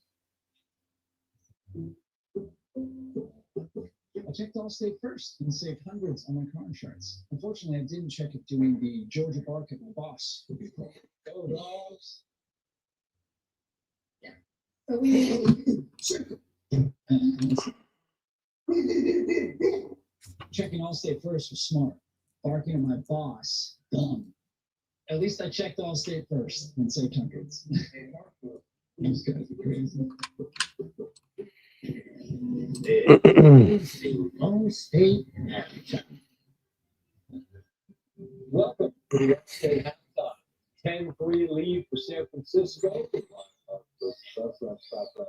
And I didn't say that. I'm not going to argue with this chat tonight, man. I'm just not going to argue with you.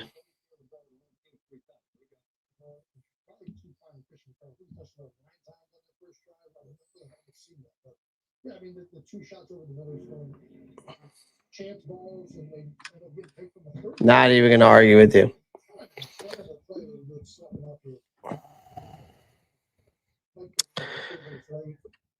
This first half, I have nothing to say to the defense.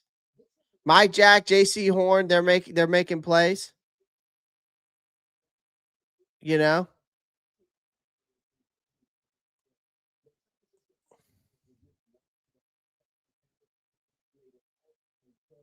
Yeah. Ryan Clark's correct. I don't agree with Ryan Clark on a lot of things, but we laid a fucking egg in the first half.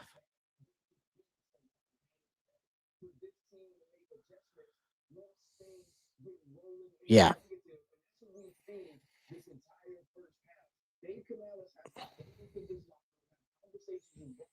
Bryce Young and this offense, so they can start making some plays because the defense is giving them every chance to win. Dave Canales also needs to stop coaching scared.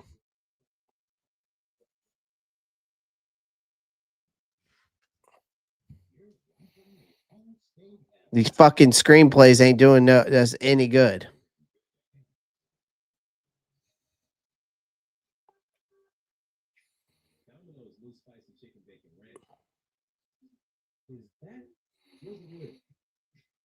Just 3 points off of 3 turnovers. Just unacceptable. Unacceptable.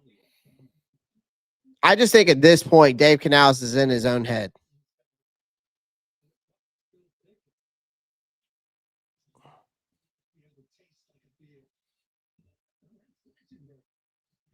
I don't understand how the Dave Canales can be scared to let Bryce Young sling it. Because one game he let Bryce Young sling against Atlanta, but this game he's not. Atlanta was ranked top 5 defense in almost every category when we played them last week. But then and he goes out there and throws for 448 yards. Where the fuck is that offense? These fucking screen plays and RBO plays are only going to get you so far.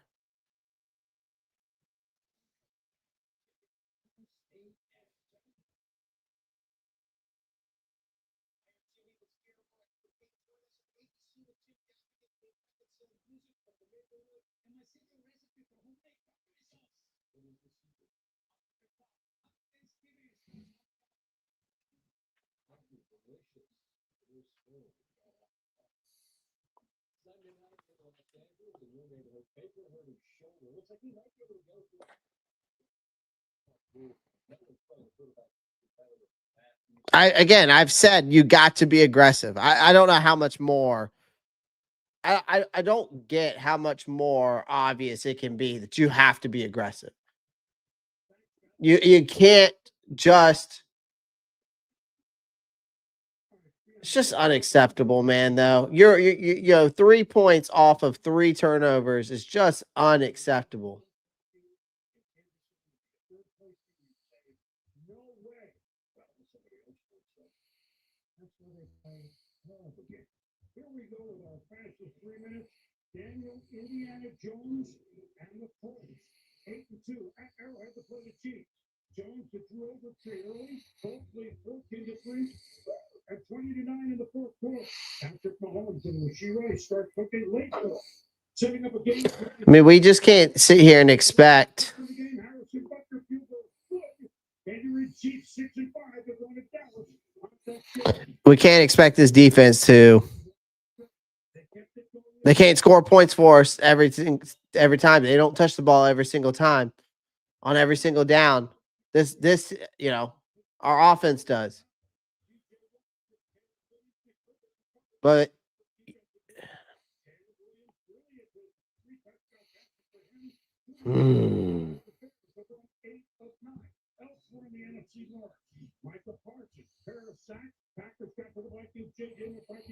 ridiculous, man.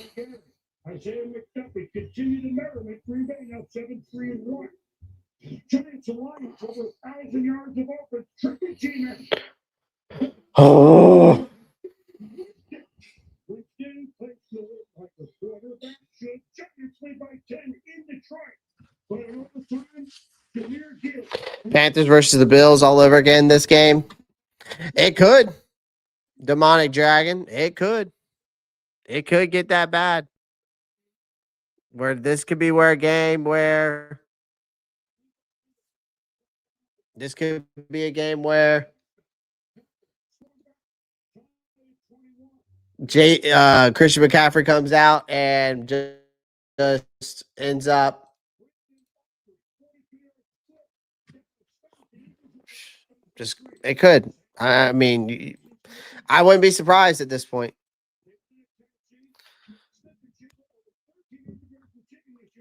It's not over by any means. Thank God we get the ball in the to start the second half, but we've got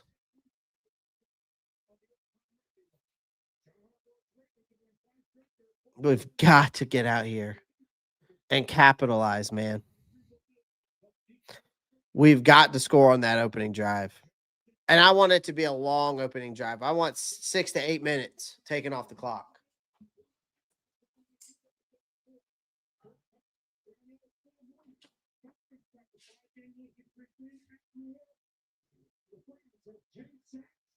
And Shadur Sanders for Isaiah Bond. The first Toronto's first career start in 30 years. Of course, crowd time. Derrick was there. Taking a prime time overnight. Every Sunday night, 7:45 on ESPN Plus with ESPN app. Monday to Wednesday, whenever you want. Touchdown the first drive of the game. Since then, there have been 4 turnovers in a couple minutes. Panthers get the ball on the after a little 3 minutes left.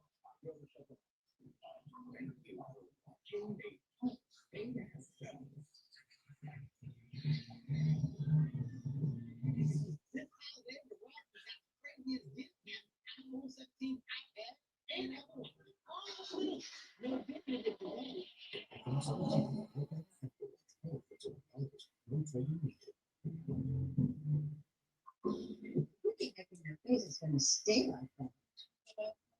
USA Ed, we have some military.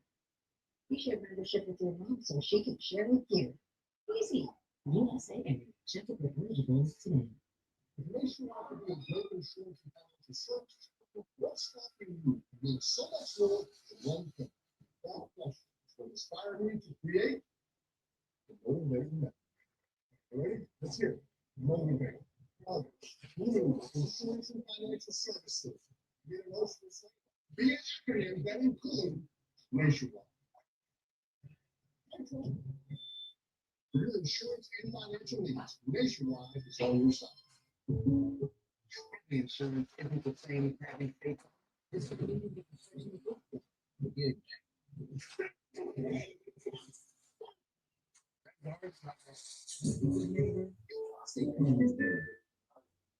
and free delivery. Depot sent to me. Ryobi drills and drills. Walls and rings. Nested plate with setting. And a chemical ring tree-lit tree. Flat 500-yard dash. Need to get across town and go along. No. Problem. Zootopia 2 is an absolute blast. It is the vibes and just as fun as the original. So why not? We're on to 3. Sorry, Carl.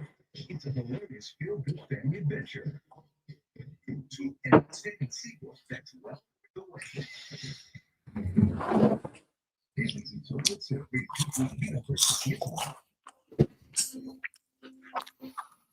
How long worked out big not spending that much? And the Lowe's. You have cool decorations like Bumble and a Grinch. Lowe's helps you get more holiday for less. How about that chicken 25? You get 1 app and 2 entrees, like our new grilled cheeseburger. Sounds good, anyone? Okay, Super 25. 1 app and 2 entrees. Make that 3 for the Capital One Saver Card. You earn unlimited 3% cash back on that. 3% cash back on sauce, 3% cash back on soup. I know looking for that. Yeah, I'm in this one. Yeah,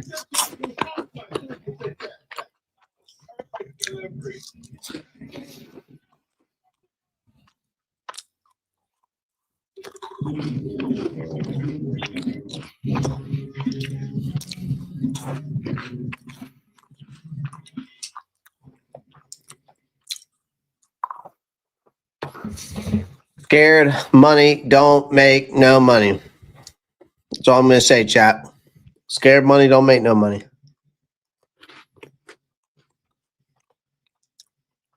That goes for Bryce Young and Dave Canales. That's all I got to say. Plain and simple.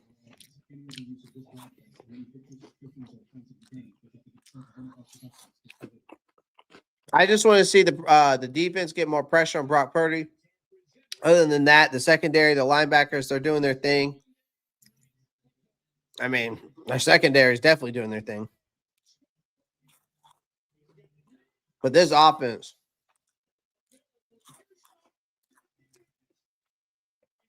whatever the Atlanta play calling and strategy was, I need that now.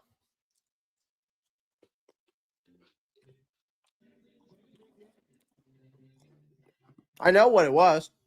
It was letting Bryce Young just go out there and sling it.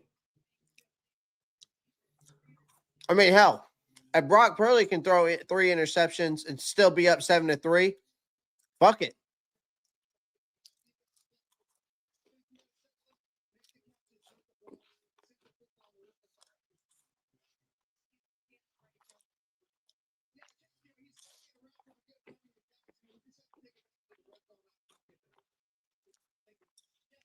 Thanks.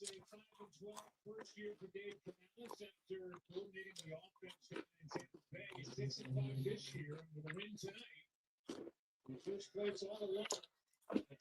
Trevor Etienne gets the kick return, returns it out, and he fumbles it. Thank God he falls back on it.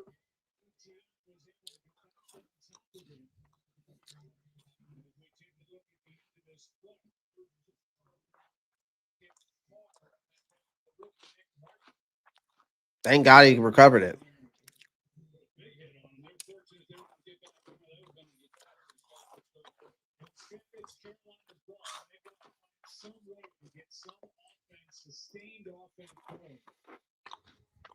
All right, single back set.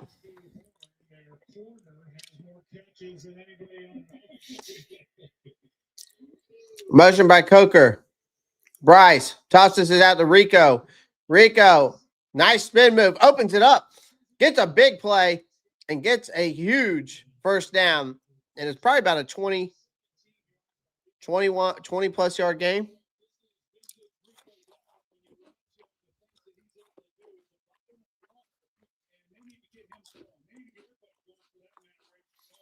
They just need to get something going. How about that?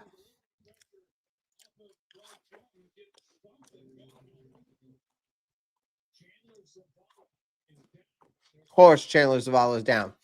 Get his bum ass off the field anyways.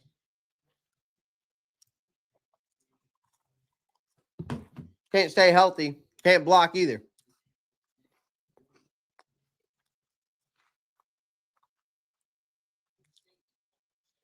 Give me Jake Curham.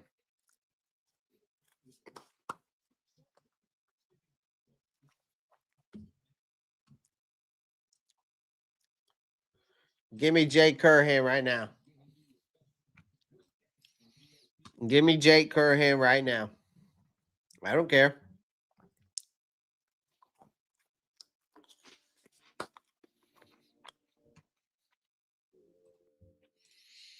Zavala's bum ass.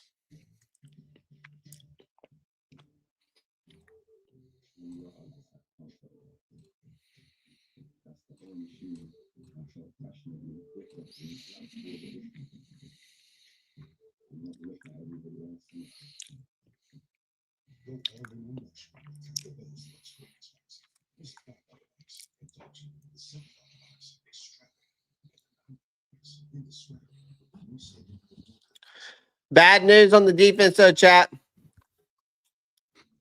Claudin Churlis has been downgraded to out in this game.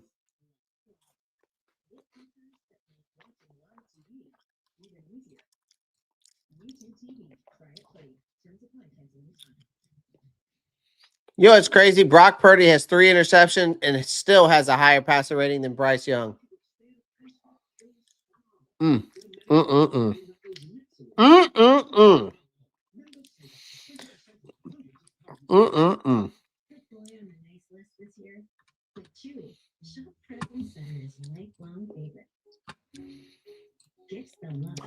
Mm-mm-mm. It's crazy.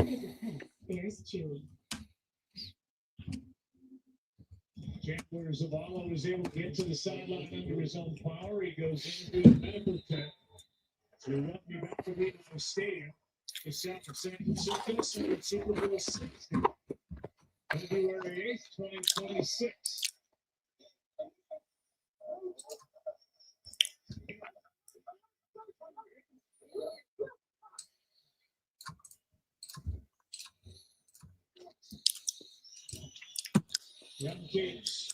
Bryce Young just runs it.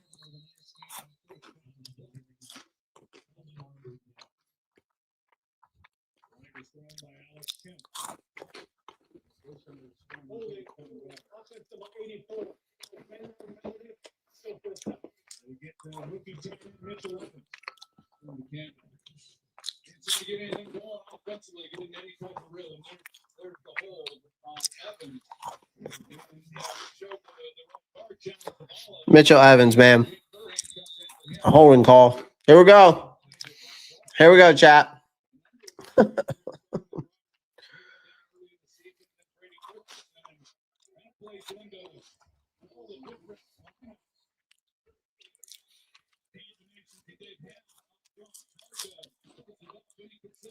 One high, 3 low. Bryce hands it off to Rico on 1st and 20. Yeah. Here we go. Here comes this pushy.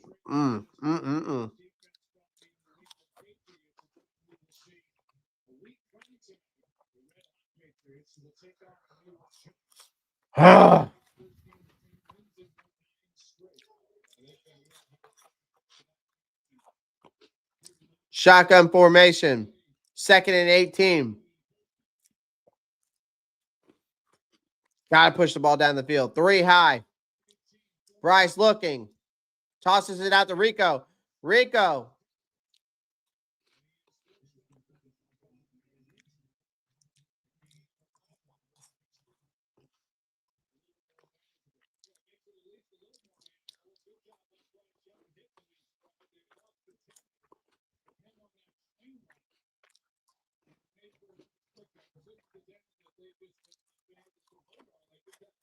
Nice game by Rico.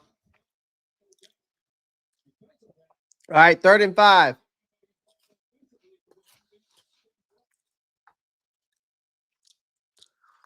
Bryce Young steps back, throws.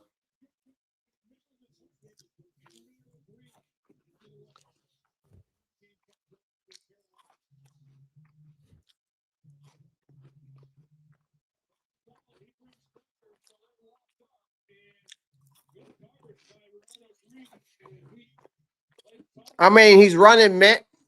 Robert Saleh on that play is running man coverage and blitzing 6.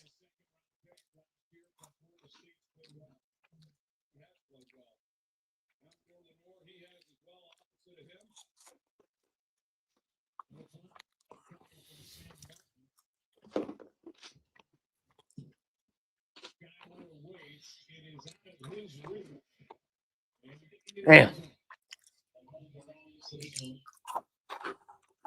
It's 49ers ball, losing by 7.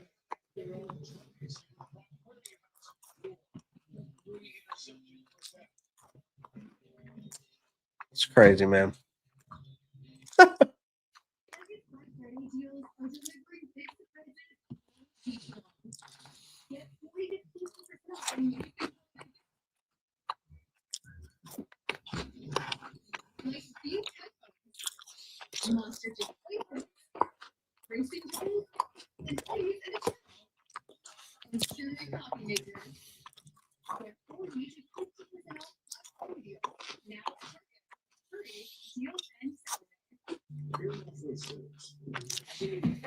T-Mac doesn't look. It's not a good night for T-Mac this game.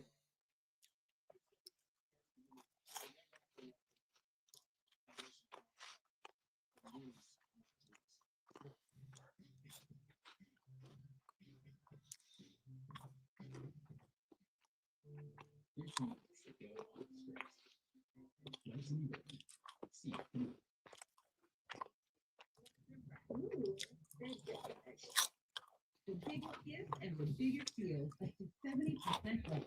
Shop online and pick up in stores the same way for free. Gift days, more for less. Discover new holiday traditions by bringing the delicious taste of artisan buns and rolls to your next holiday feast. Soft, fluffy, rich with flavor. Make every bite unmatched. Artisan buns and rolls. The one over the pack, we cleaned up. I shoot from the same spot. Yeah. So Curtis, every time. You can imagine how good something's got to be to get me to switch. Gifts, decorations. How will we afford the holidays? Go to Lowe's. They have great deals. Hundreds of gifts for under $50. Carolina Real, am I married? No, but that is the goal with my girl. Bad news, chat. JC Horn's being evaluated for concussion.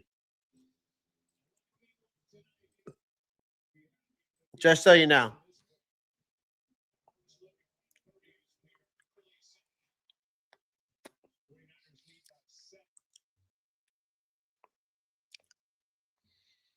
Pressure on Purdy, drops it out to the Purdy, gets away from footwork and gets through. Let's check in with Laura for an injury update on the Carolina side. Well, Joe, we'll start with the linebacker, Flores Charles, who on this play was injured. He is out of this game with a concussion. And a developing story that we're watching, J.C. Horn is being evaluated for a concussion as well. We saw him vomiting on the sideline after his second interception in the first half. He did go back out onto the field and play a little bit more, but has not come out of the locker room in the second half. Great. Is taking his spot on the outside. It's going it's well played. Chris Barnes, who's taking the spot. So Chris Barnes is out there. It's basically up to Chris Barnes, Bam Martin Scott, and Tej Gibson, I think, in the linebacker room.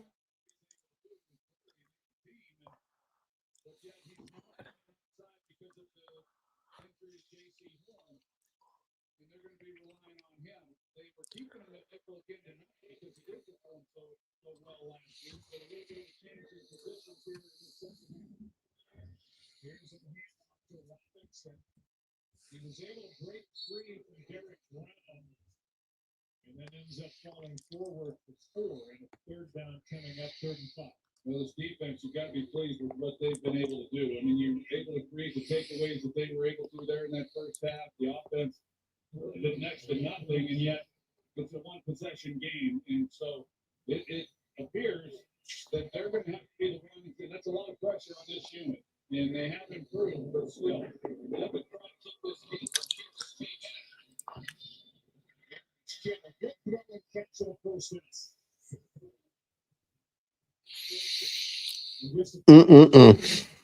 Situation. Shaw Smith Wade is taken over as that slot nickel corner. The first inning conversion on a perfect throw to Kittle. Really good throw, nice conversion. This game, this is just, you can't make this shit up.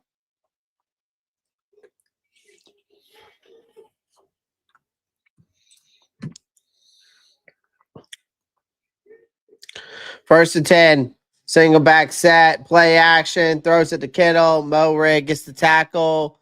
George Kittle gets about 6 yards.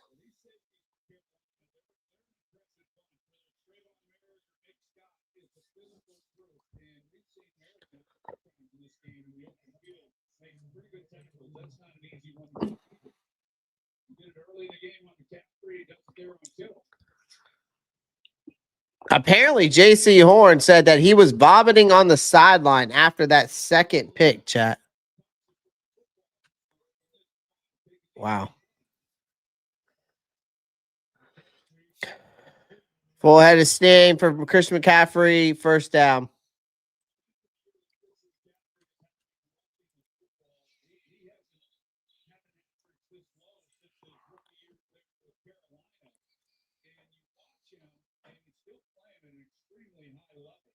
And the biggest difference in this run game has been a little bit like I talked about with the passing game. They just had a hard time coming up with big plays. I mean, this is what the 49ers are doing. It's CMC Kittle, rinse and repeat.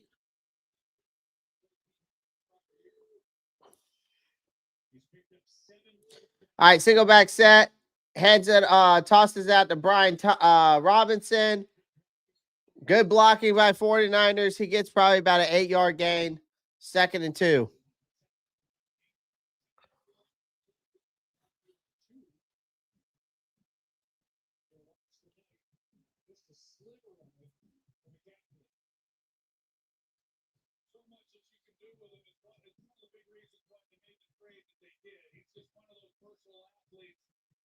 The way that he runs the football, what they're able to do with him in the passing game as well. You combine that. I bet you J.C. Horn has more receiving yards than Bryce Young has throwing them than any of our wide receivers. Midway through 2022, they gave up 4 draft picks, but there was not a first-round draft pick that was given up to get somebody that is that vital to an offense. He was all-world in 2023, his first full year. There's John Lynch, general manager, who pulled off that deal. He played 4 games, had that PCL tear, Achilles tendonitis, and first down is able to get run. And ironically enough, Christian McCaffrey's last touchdown with Carolina, the team that took an 8th overall in 2017, was in 2022 against San Francisco. That's right. And we kind of knew that he was going to be traded and talking with his agent. He thought that he was going to be traded to the Los Angeles Rams, and then got the word that he would be coming back to the Bay Area with the 49ers. Robinson injured. He's able to get up and jump off the field. What's it quick? 2nd down and 9.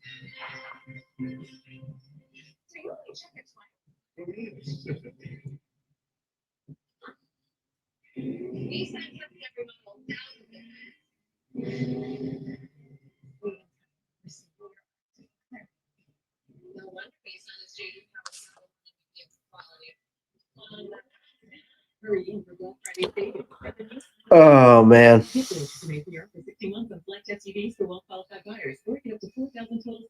So it's official. J.C. Horn is out for this game, chat. It's official.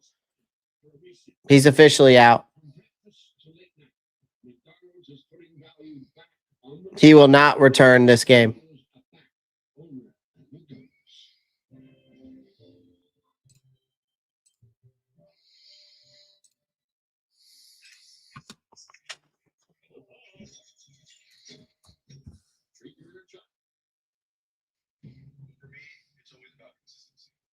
How consistent can I be no matter the circumstances, no matter what's going on around me? I take a lot of pride in being consistent. T-Tom says, good night, guys. I'm heading out. I don't blame you, man. I don't blame you.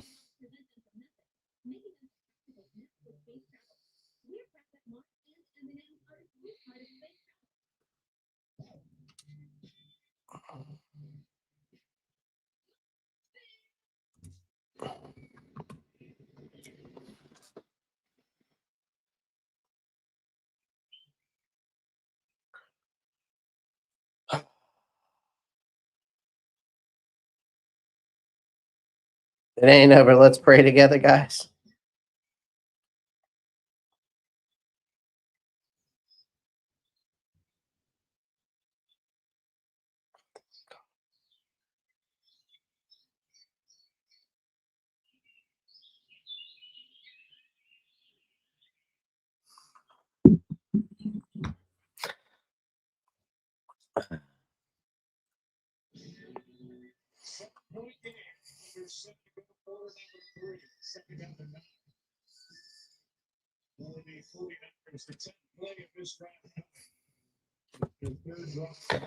Hey, Sean Robinson. All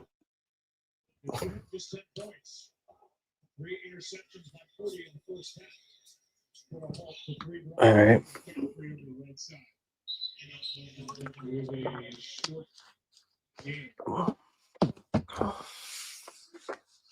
All right, 3rd and 6, chat. Just to finish on what Bill Rutledge reported, J.C. Horn, we are told, is out for the rest of the night. So that's a big piece to this defense for Ejiro Elro. With that, Mike Jackson is on the outside. The other side is Corey. All right, motion by Kittle. Purdy steps back. Pressure coming. Mike Jack gets cooked by Jawan Jennings. And into the red zone go the 49ers on that 10-yard completion on 3rd down and 6. Yeah, really nice job here by Brock Purdy because Carolina does a pretty good job here trying to give a little bit of a different look post-snap. And Purdy picks it up pretty easily and sees what they're trying to do, comes underneath to that voided zone to Juwan Jennings, and he does a good job after the catch of picking up that first down. This becomes big for a 49er. For Brock Purdy, obviously with those takeaways, the way this game has gone, even Single back set. stage of the game would be huge. Boston McCaffrey gets to the edge. That brutal tackle by Fulton. And ends up getting 7. I know the score says it's only 10-3, man. And here goes Corey Thornton down, man. Good God. Are we just going to have injuries on injuries? Just fucking put the fucking wheelchairs out there, man. Thornton is down. They've lost J.C. Horn. Will take a break and come back. 2nd and 3. This defense can't stay out. The reason why this defense keeps getting hurt is because they can't get off the field long enough to rest. Why do you think all these guys are getting hurt, man? Because your offense puts you in terrible positions because your freaking coach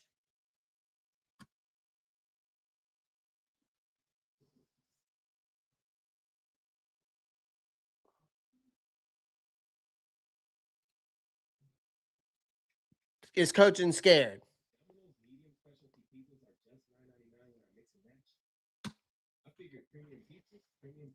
This is just Real, man. This is unreal, chat.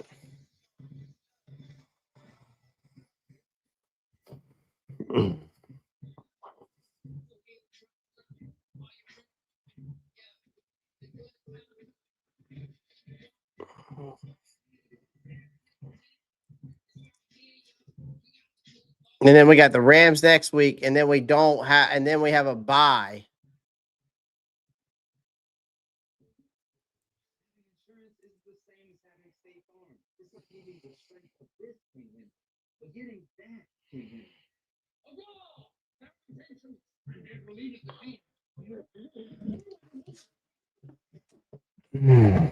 I mean, how does this even like? So don't settle for just any insurance in their state farm.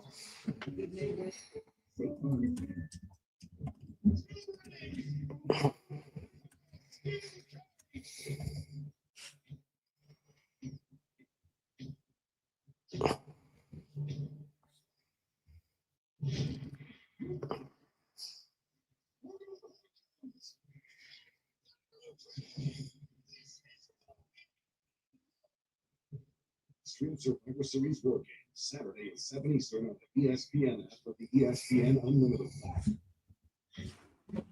Corey Thornton was able to get up and walk off the field.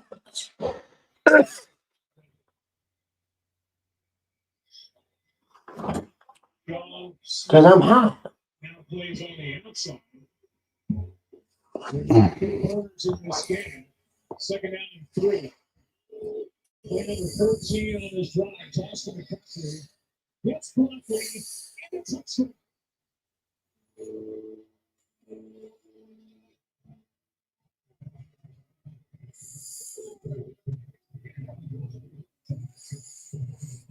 Oh man.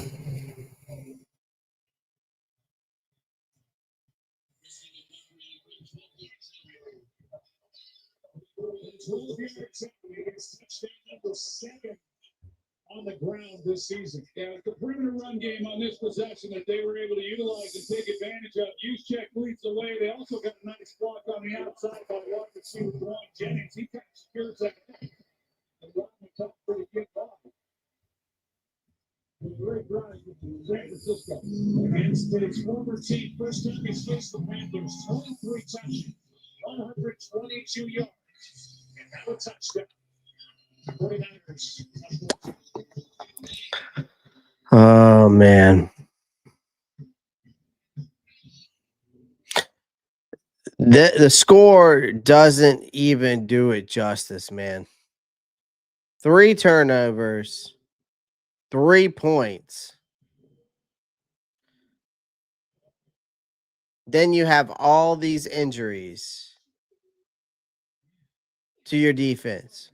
J.C. Horn, the guy who gets 2 of your interceptions. Corey Thornton goes down because he has to step in because J.C. Horn goes down. Claudin Turles goes out. You have to bring in Chris Barnes and the undrafted rookie free agent, Bam Martin Scott, to step in.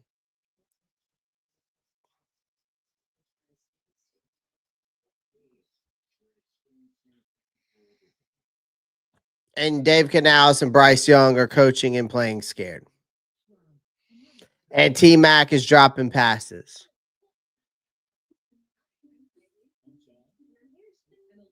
And when we do have an explosive play, we get it penalized. You can't make this shit up, man. You just can't make it up. Bryce Young currently has a worse QBR rating than the guy who threw 3 interceptions in the first half. Again. Just put that in perspective.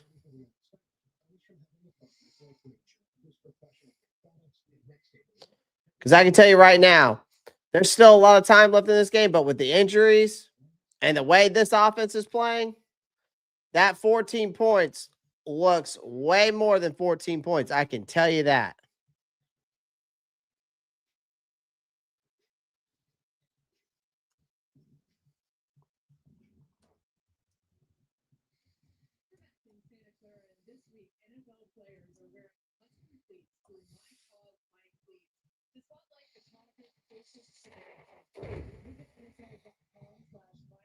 Jekyll and Hyde. Yep, that's what I keep telling y'all.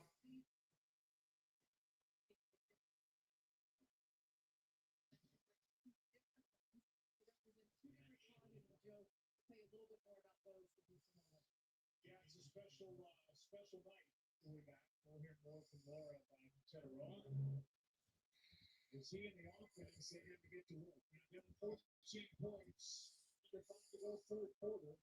And a return from ETN back to Laura. One of his shoes represents first down face foundation, very important. And the other represents the Hui Mai Aina Foundation that's founded by his grandmother, Blanche McMillan. It's a homeless community program that provides village style housing, essential facilities, and long-term support for those facing hard times in Hawaii. You see Blanche there with Tanaroa. She's incredibly proud of what he's doing, and especially of the efforts close to his Bryce steps back, looking, pressure coming. He moves out the pocket, throws down the field to T-Mac, and it goes right through his freaking hands, man. You can't make this up.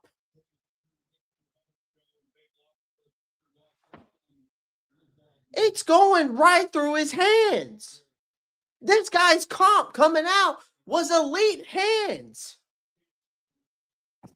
I know you got a lot of drops, team. You've had 6 drops this year, T-Mac, but you've got 2 on tonight, brother. Bryce steps back, tosses out to Chuba Hubbard. Chuba makes a nice move, gets the first down. God, we needed that.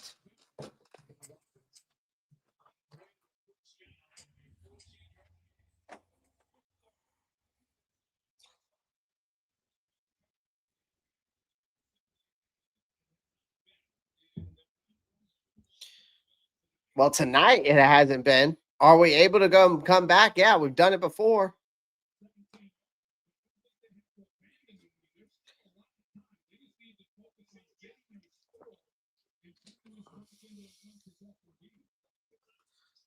Okay, hands it off to Chuba. Chuba finds a run lane, gets a little bit. I think maybe got 4 yards.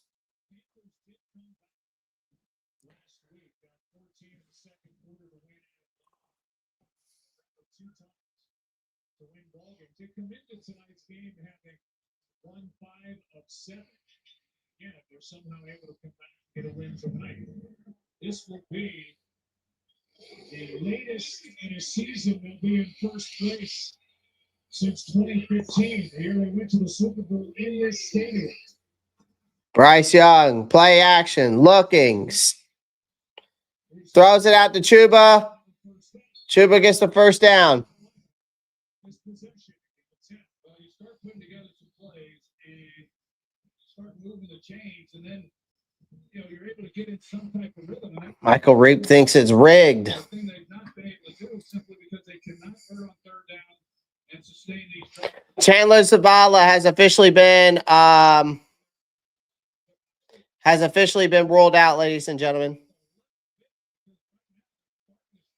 This 14-point deficit does feel like 50 points, though. Motion by Jimmy Horn. Bryce sets him where he needs to be, pushes him out. Bryce steps back, dumps it off.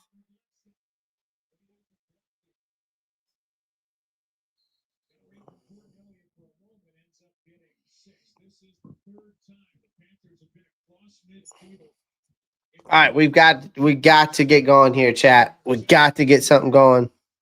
With a second down and 4, trailing by 14, as we've got 2 minutes left in the third quarter. Yeah, look at the game and see it at 2 minutes. We need to score on this drive, chat. And I mean a touchdown, not a fucking field goal. They've got to come away with a touchdown. Yeah. Shotgun formation.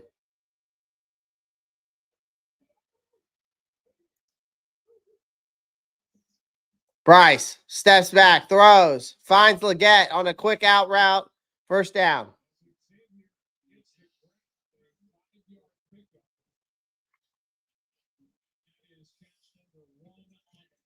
for last year's first game tonight went off against the Falcons last week. Can this be the spark of what this offense needs, man? The offense just needs a touchdown. This offense needs a touchdown. I think it needs to get a spark.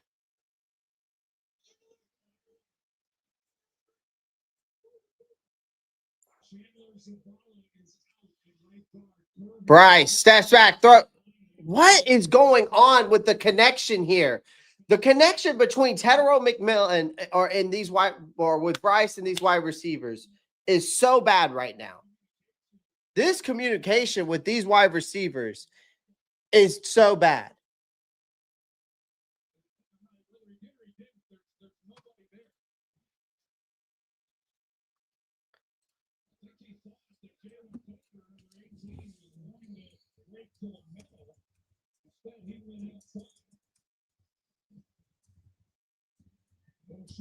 Bryce throws it up.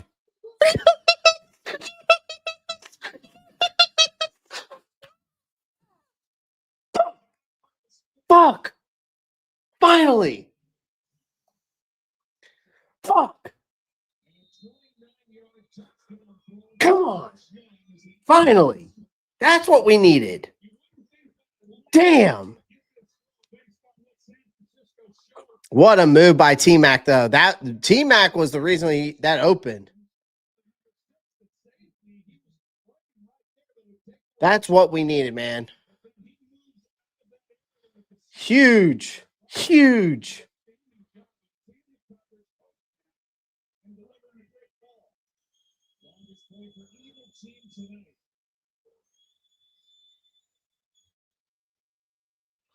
Huge, man.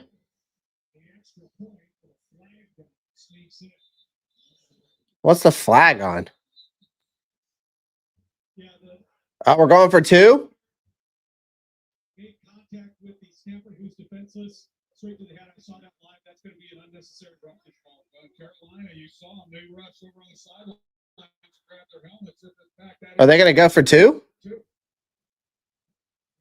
is the call. Russell, you saw it from up here. There was contact, Russell, on the personal center, J.J. Snapper. Defense number 92. Carolina has chosen to enforce that penalty from the 2 to the 1 and go for 2 points. Okay. Yeah, the center lock snapper is a defenseless player, so any forceful contact to the head neck area is a foul for unnecessary roughness. Good call. Panthers are 1 for 4 on 2-point tries.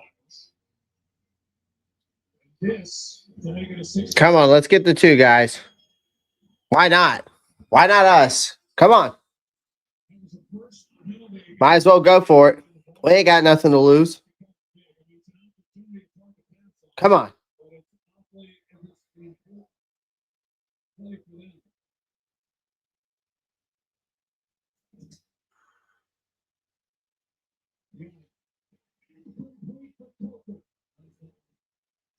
And so because of the penalty, they lose a point. They lose a point, still a 1 possession game, but obviously they're going to have to convert a 2-pointer. The next time they have the ball, they don't give anything else up. If you look at that 2-point play, good coverage. He's trying to put it down low. All right. He hands in his face and just not able to quite make the connection.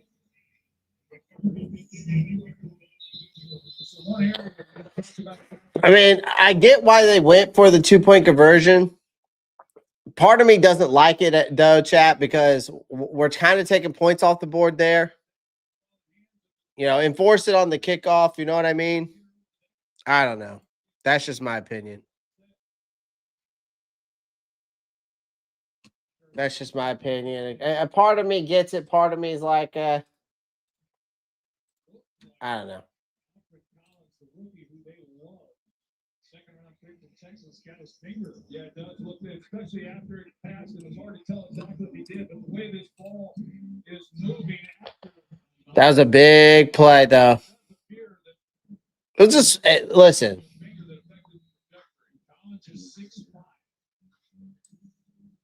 was able to get his hands up. Looked like just tipped that ball, but led to the incompletion. All right, defense, let's go. Carolina was down 8-7, turned by Scotty Moore. One possession game, 49ers ball. Well, that's fantasy points for me, but it doesn't really matter. I don't need them. This game is drunk, is what it is. Panthers go. It's drunk. What I remember is the 49ers go back on offense. The Panthers got out J.C. Horn and Corey Thornton. Got Shaw Smith Wade outside throw. Purdy steps back, throws. The possession starts with completion to Tre'von Jennings, who had an early touchdown in this game again. Well, what they have to do then, the defensive coordinator, he's got to change things up. And so you're running out of corner, as you mentioned, Joe. Outside, he had stepped in and went up the nickel position, but now they're so they bring in the rookie, Lathan Ransom. Who's going to score?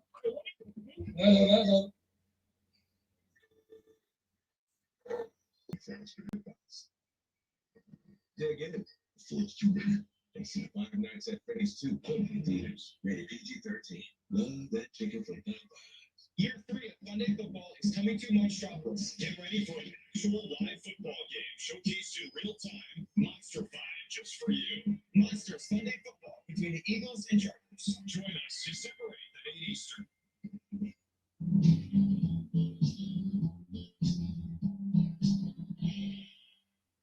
Try Crest 3D White. Finally, a daily whitening toothpaste for whiter teeth in one day.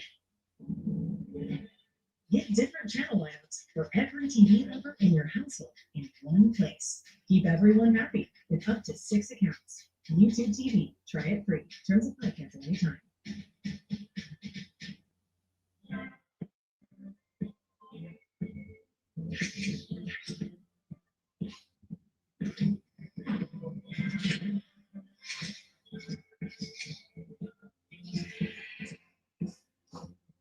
Carne asada is back at Chipotle. It's our best thing ever. Fresh, no bad stuff. With garlic. Cumin, coriander, and super tender. Tasty. People love it. It's so good with your new recipe shirt. You're going to put it on everything. 10 out of 10. I get it. It's hard to change. Me? I'm pretty loyal. Been on the same team for 17 years. Same coach for 11. Never switched my number once. Start every warm up with a pass from the same guy. So Curtis, I'm gonna shoot from the same spot. You can imagine how good something has to be for me to change. Can't beat it, can't beat it, can't beat it, can't beat it with the big man, yo. Don't make it look easy. Don't make it look good.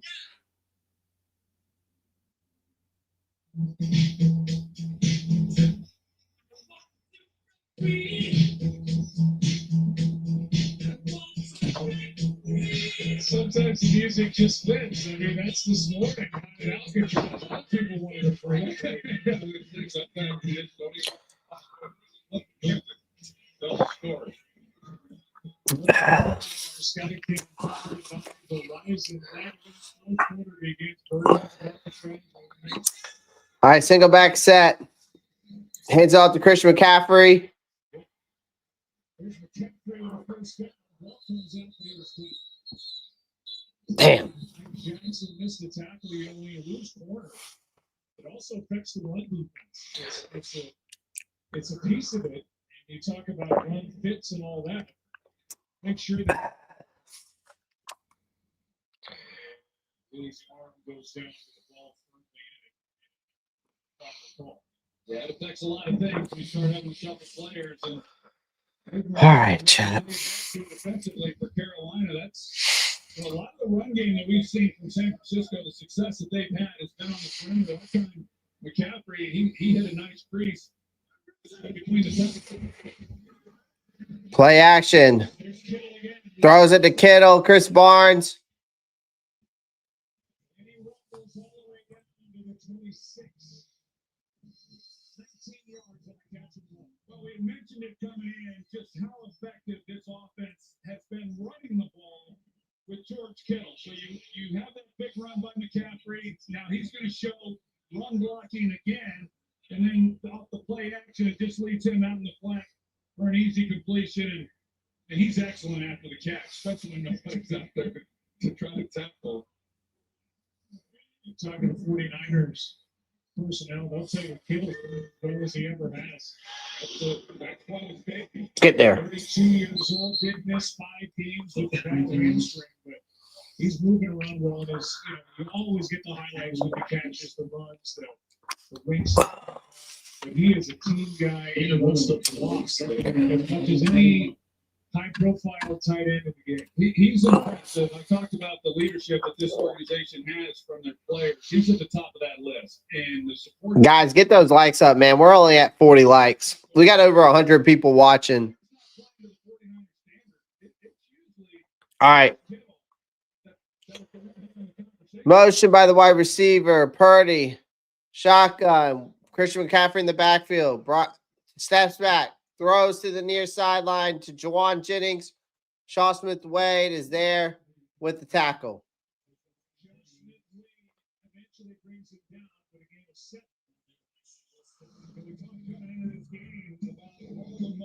They run motions and shifts. Third note in the NFL is a big part of changing the look, changing the angles.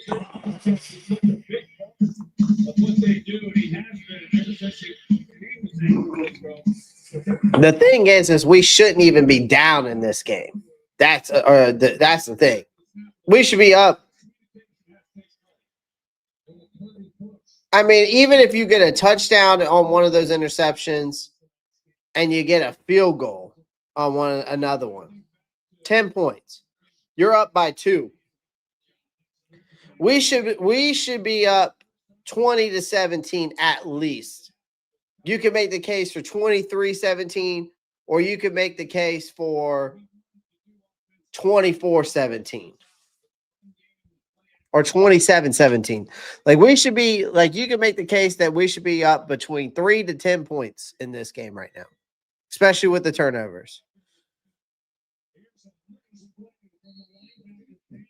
Great play by Bam Martin Scott, man. He's getting his opportunity now with Cherilus out, and he hits this. This is the way you want your linebacker to play, and that's really the way you have to play it if you're playing the 49ers. Otherwise, you get caught up in so much of the watch and the way that they block. That's an excellent play on his part. Is that him playing downhill? You're learning. Come on. 24 years, you're learning, man. Downhill. Second down and 13. Screen pass to Christian McCaffrey. Shaw Smith-Wade there. All right, 3rd and 18. Well, they think they're going to go George Kittle on Shaw Smith-Wade, but he reads it beautifully. You can see where he comes out, number 26, and he just doesn't give Kittle an opportunity. I agree. I totally agree with that. He said, I tried to mess it up for you a few times. Well, he's done it more than once tonight. I can tell you that. Why he's allergic to – come on, guys. You got to see that coming. He said that a few times, and he's done it more than once tonight.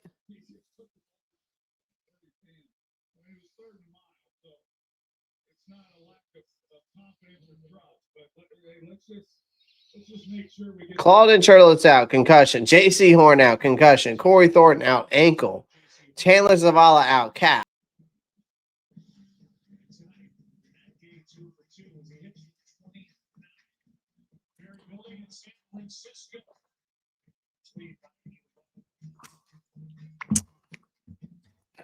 I don't know if y'all have ever been to San Francisco, but I've been multiple times on business trips.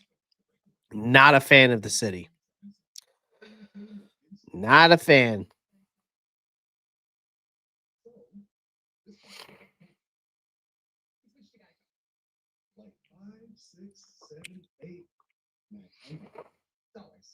He saved over $900 by switching. You're not Emmett Smith, but we'll treat you like it. It's feeling good to get the start treatment. It feels good to Geico.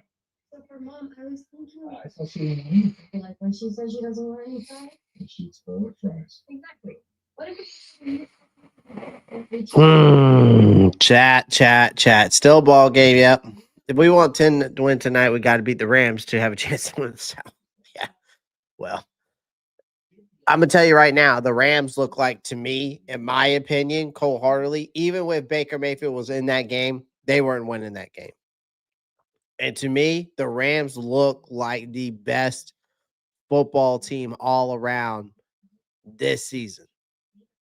And Matthew Stafford is playing at an all-time MVP level. So us beating the Rams and having a chance to beat the Rams is looking slim to none right now. Because if you can't even do this, you're like, you can't even score off of 3 turnovers, because I can tell you right now,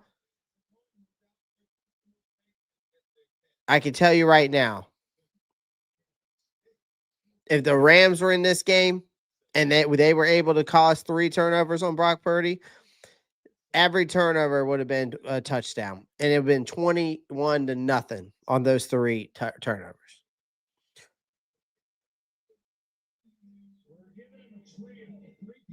The Rams would probably be up in this game like 27-0, 20 or 31-0. Like, we're talking levels to this shit. And the Rams are on a whole different level. I'm telling you that right now.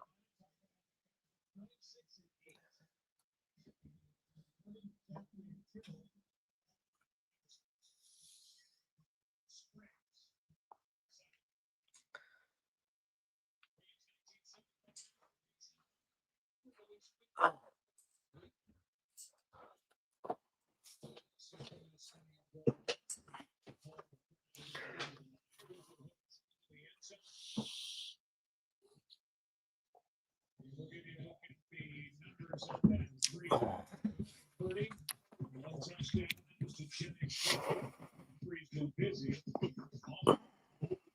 Kittle, 6 catches, 78 yards, and for a 2-touchdown game in their win at Arizona. Well, you get Kittle back, all of them for that matter, but the energy in which Kittle brings.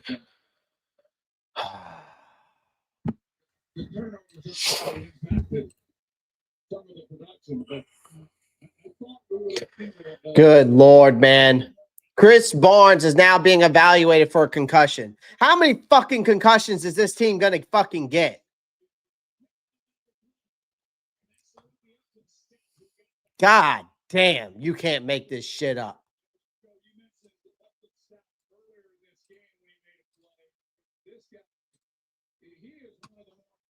young players that I have watched coming into a ball game, and not to say it's been perfect, because it's been far from that, but he plays like a 49er. He plays with reckless abandon. He flies around the field. I think this young guy is going to be a heck of a football player. Can't wait to follow his path. Here's a nice throw to Coker. After taking a handoff, and Coker with a 17-yard pickup.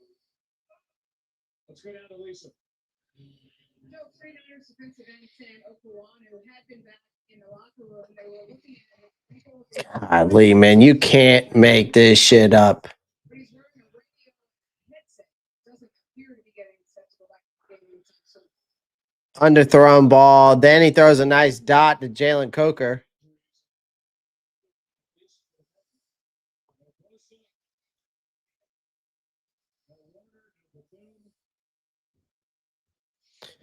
Bryce steps back, throws, bobbled by Legette, and Legette just has to fall down on it because he bobbled it.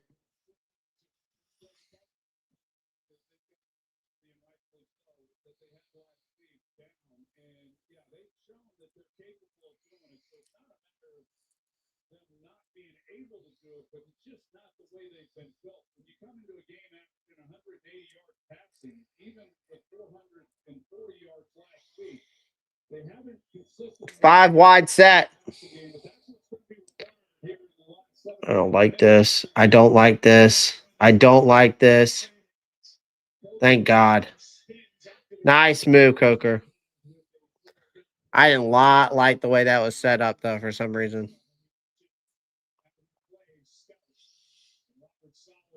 All right, we're driving, chat. We got to make some moves here.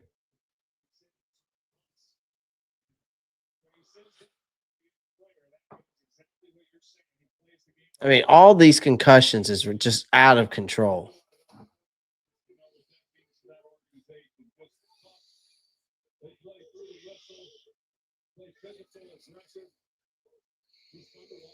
All right, 1st and 10, chat.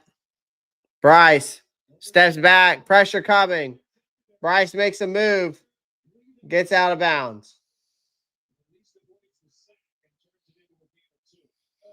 I understand what Salah's trying to do because he doesn't want to have to bring pressure, but the prior plays, he just was not able to get anything on Bryce Young. And so now they dial up 6-man.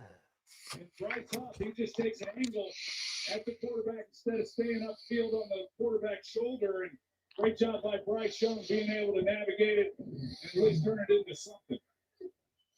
Here's Nick Bosa. 2nd and 8, shotgun. Bryce steps back, looking. Throws over the middle, picked off.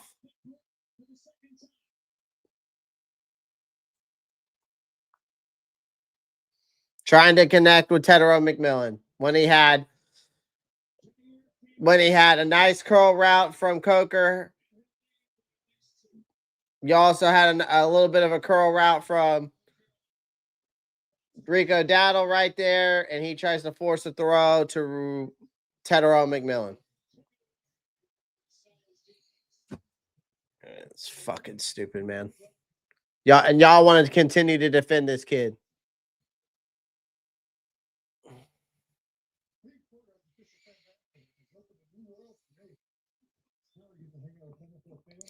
But I'm the fake fan. No, you guys that just believe and want these players to be so that you're in love with are the fake fans. Sick and tired of that shit.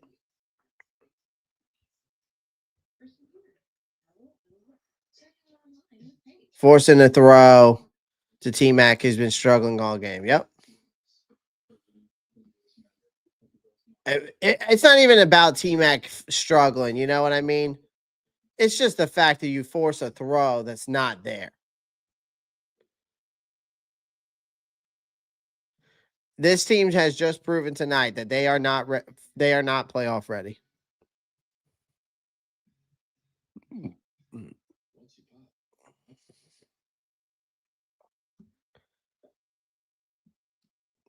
I gave Bryce his flowers, but I told y'all to hold off. I told y'all to hold off, man. Y'all didn't want to listen to me. Y'all didn't want to listen to me, but y'all want to call me a fake fan.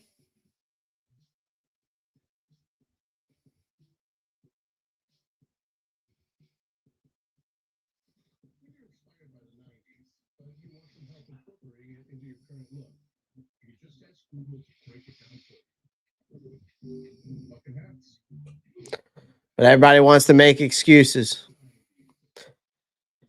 Everybody else wants to make excuses on Bryce.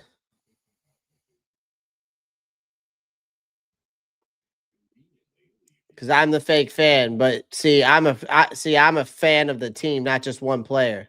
Y'all are the ones who are fake.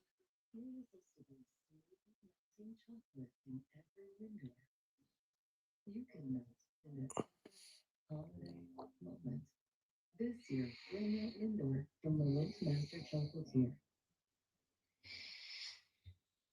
Well, Jair Brown gets his 2nd interception of the night. These two safeties, A and Malik Mustafa, have been flying around back there. 2 quarterbacks have combined for 5 interceptions. Fucking crazy, man. This is why I tell y'all, man. This is why I try to tell y'all about Bryce.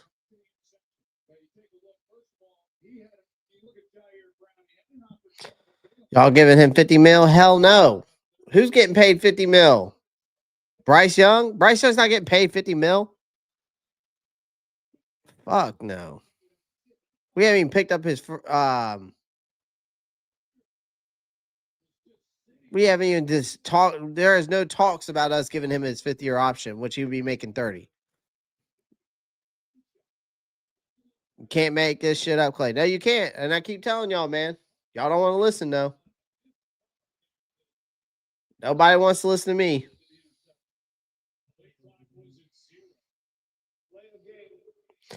They put Mac Jones in. Mac Jones will light our defense up, man. Mac Jones better than Brock Purdy. He's proven it all year.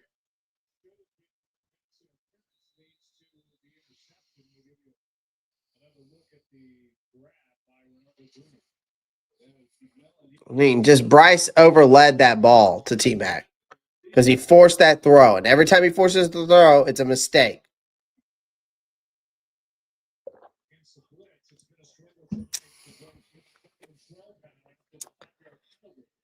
Great tackle by Princely, Mommy Ellen.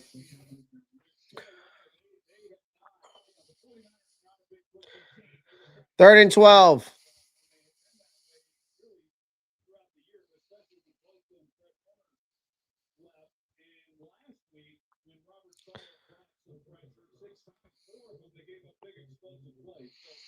I told you, man. This team is such the perfect example of Dr. Jekyll, Mr. Hyde, man.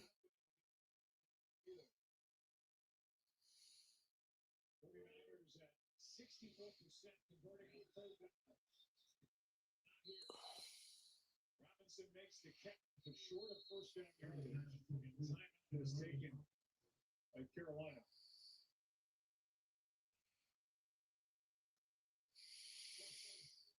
And it's their first of the second half before punt. We'll go down to the field and Lisa Salter.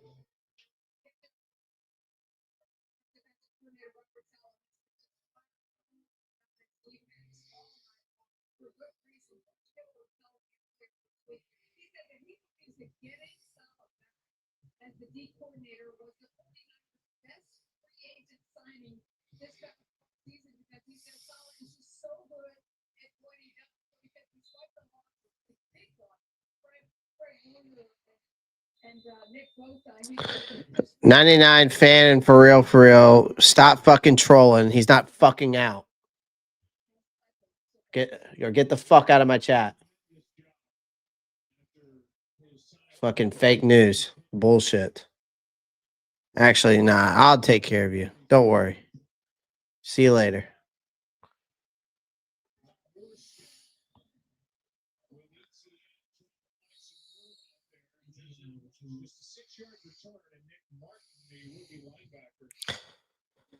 All right, 1st and 10. Apparently, according to Troy Aikman, he thought he was held. According to Troy Aikman. I don't know if that's true or not.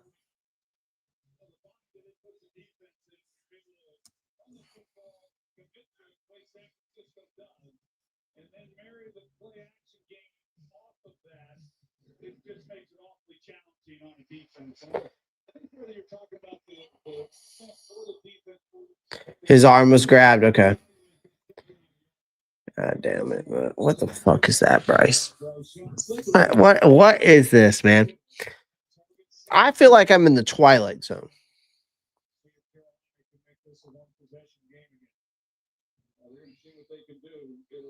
I feel like I'm in the Twilight Zone.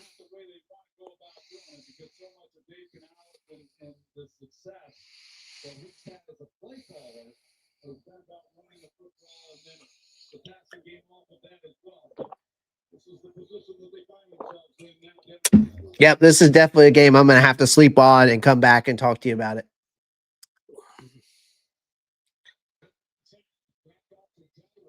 Nice move, Daddle. Way to get the first down.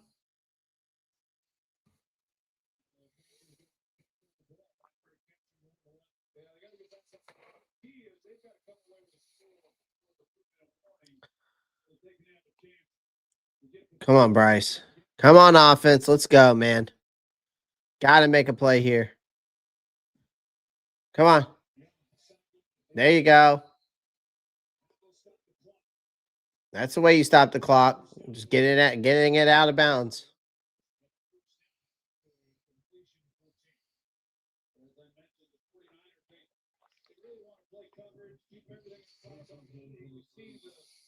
The Panthers, they start to take outside passes. It'll start tightening things up a little bit here. Come on, offense.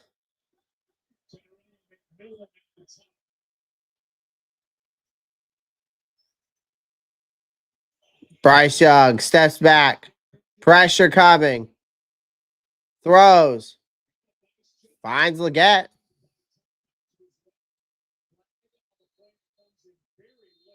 What's the flag on the play for now? It's a late flag.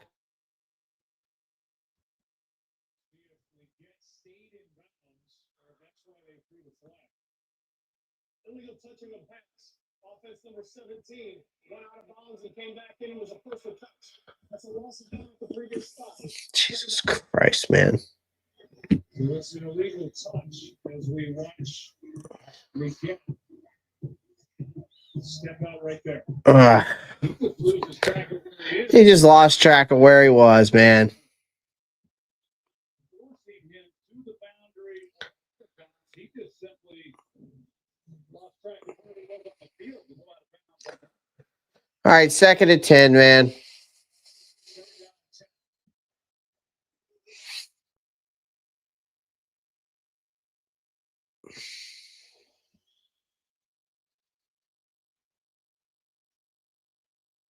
Bryce steps back. Of course.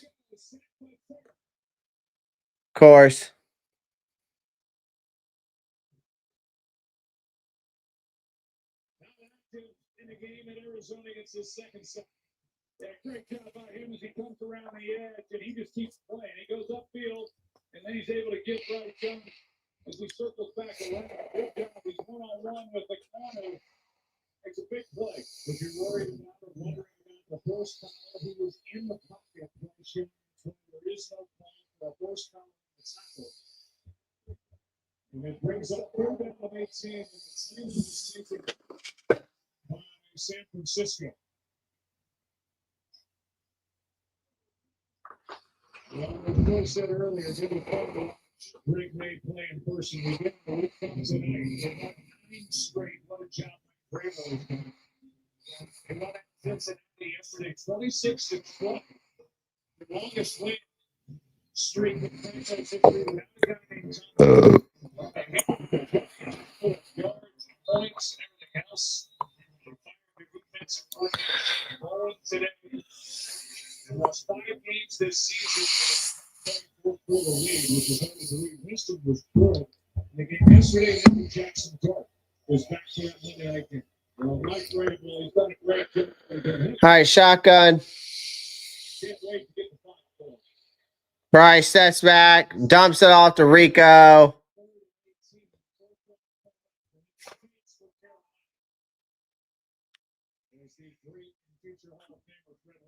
Jesus Christ, man.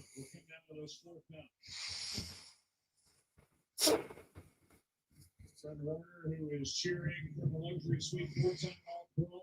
We're showing you Nick Bosa, 5-time Pro Bowler. Bosa went down in week 3 with a torn ACL. Warner, broken ankle, dislocated right ankle, week 6 at Tampa Bay. And now the field goals are coming from Ryan Fitzgerald. He's trying to make it a 1-possession game. You can't even make a fucking field goal, man. You sorry ass. You're a fucking sorry ass team, man. This is a poor excuse of a fucking football team tonight. These fucking injuries, I know, man. But 5 players with concussions.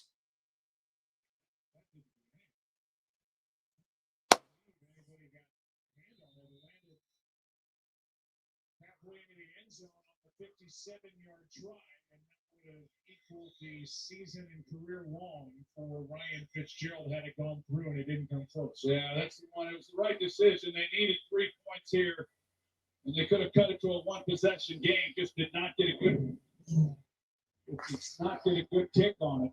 It looked like it kind of hit the ground before his foot hit the ball.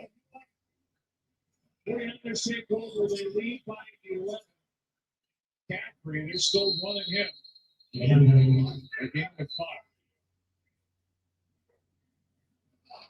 This is the career of Christian McCaffrey. He's 30 touchdowns. Time for an hour. You're gonna keep the Bryce jersey on? Yeah, I'm gonna keep it on for now.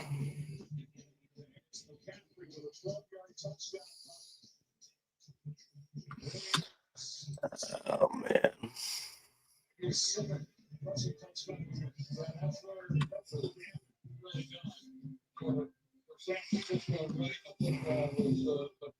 Game. And everything you touched down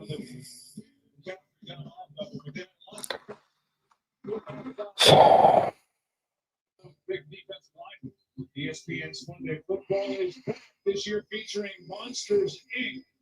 Real-time animated Monday Night Football. When we are at SoFi for the Eagles and the Chargers live December 8th on ESPN2 and other platforms. Second down and 5. One time remains for Carolina.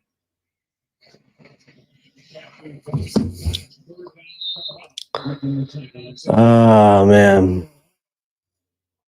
As Chip Wharton, Nation Robinson.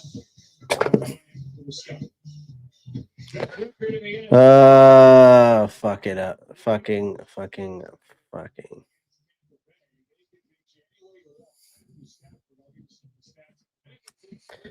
This is just unbelievable, man. This is just tough to watch, man. Just the margin of error for this team is basically zero. Like, it's been a comedy errors, sloppy prep, pile of injuries, just taking a way too long to adjust to things. We've been seeing it all night. It's just brutal to watch, man. It's just brutal to watch.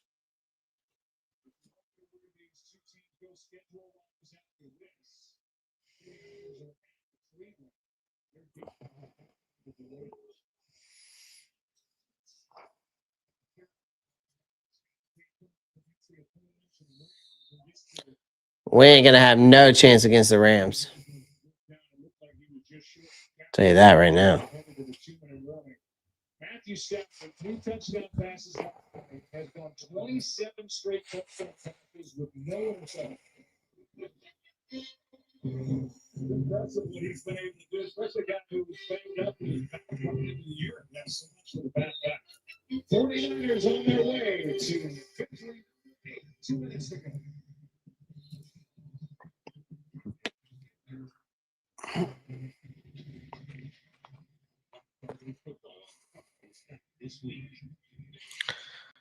Man, miss me with that Bryce Young throwing for 500 yards bullshit. Tired of that shit. Everybody thinks that he has one highlight game of the year every year, and then it's just, oh, everything's sunshine and fucking rainbows. This is Bryce Young and Canales' fault. There is no excuse.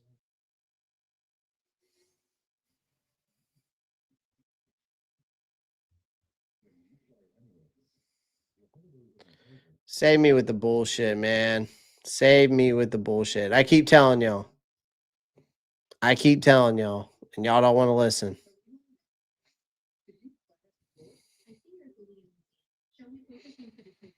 We need primetime games, though, Vietnam. That's how you get talent here.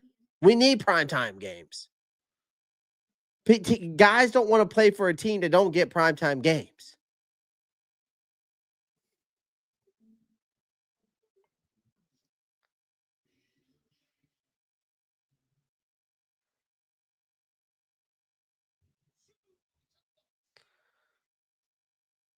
And I'm just tired of these Bryce Young fans that are just like, Clay, you're a fake fan. Like y'all act like I don't cheer for the same team you cheer for. I want what's best for the team. I want the best for Bryce Young. I wish that he would actually be consistent week in and week out, but he's not. He's just not, man. Nor is Dave Canales. He's a soft-ass coach, and I've been calling it for a while now. That's why I have to say every single week I want to see this team be aggressive, because he's not. He's only been aggressive really one game.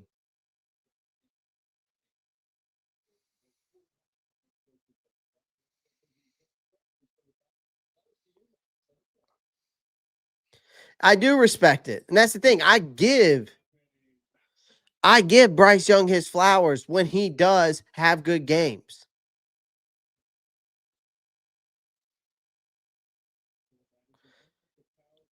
But I'm tired of y'all telling me that I'm a fake fan because I don't think Bryce Young is.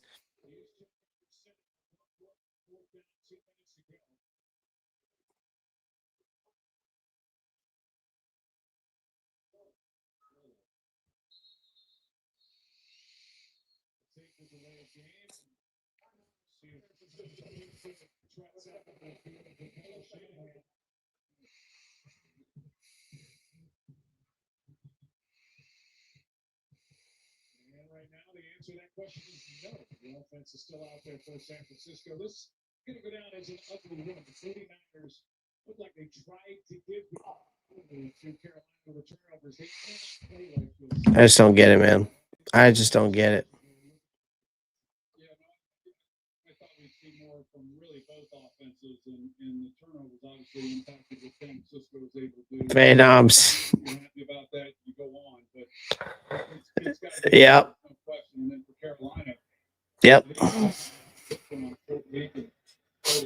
Brock Purdy is so easy.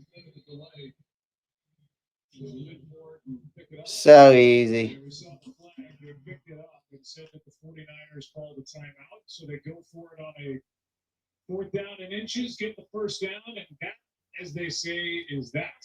Good. You know, you look at this, Joe, again, with Christian McCaffrey. He's only had 3 games all year where he's averaged 4 yards or more carrying the football in a game, and tonight's another one of those. In that 3 fucking interceptions and we lose, man. You can't make this shit up, bro. Again, we are a team that is the true definition of Dr. Jekyll, Mr. Hyde, man.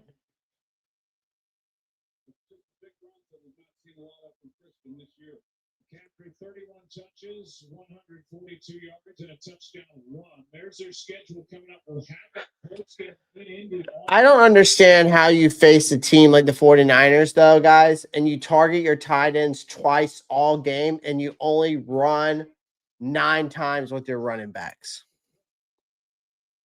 Bears and Seahawks. They started their season with a win at Seattle, really before the Seahawks turned into the team. That's what I'm trying to understand.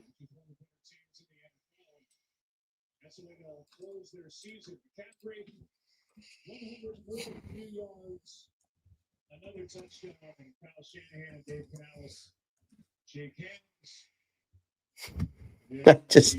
You just can't make this shit like. Pittsburgh.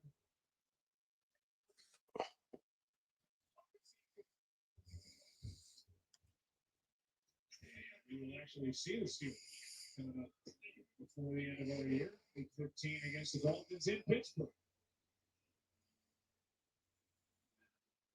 And there's a final 20-9. And It's just so fucking lame, man. This team is just so fucking lame. So fucking pathetic. offensive tackles are in there, and that is Tre'von, who gets that shot to the face from Juwan Jennings before these two teams leave the field. Yeah, obviously there's something that happened during the ball game or throughout the course of the game that Juwan Jennings is taking 3 picks and you score 9 points, man.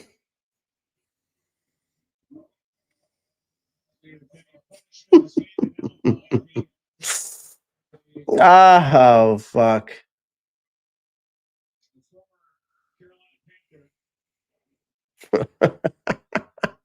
his first game as Oh, man.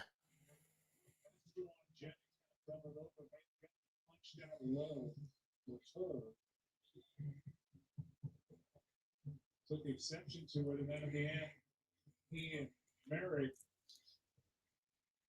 got into it. I don't know if Merrick did anything or who delivered the punch. Where do I start, chat?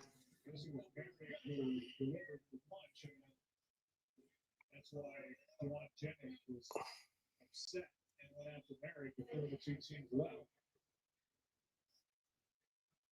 49ers defense good tonight. Finally, just 9 points, 12 first downs, couple of picks by Derrick Brown of Carolina. You know what's so crazy, man? Let's go down to Lisa. 3 picks, 9 points.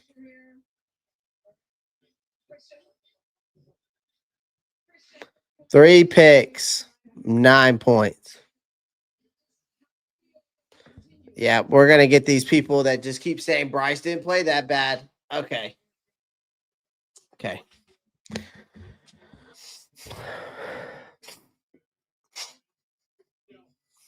Bryce Young didn't play that bad.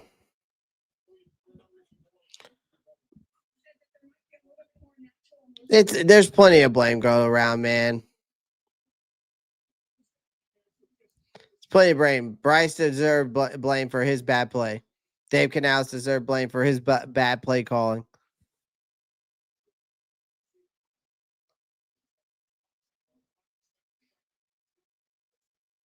We had 9 points off of 3 turnovers.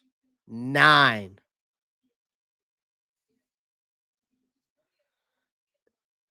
This is just makes no sense to me, chat.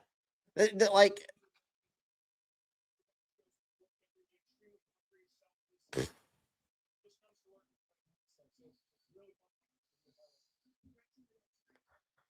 we got to stop with this narrative of saying, well, Bryce didn't throw for 448 yards, but he didn't have a bad game.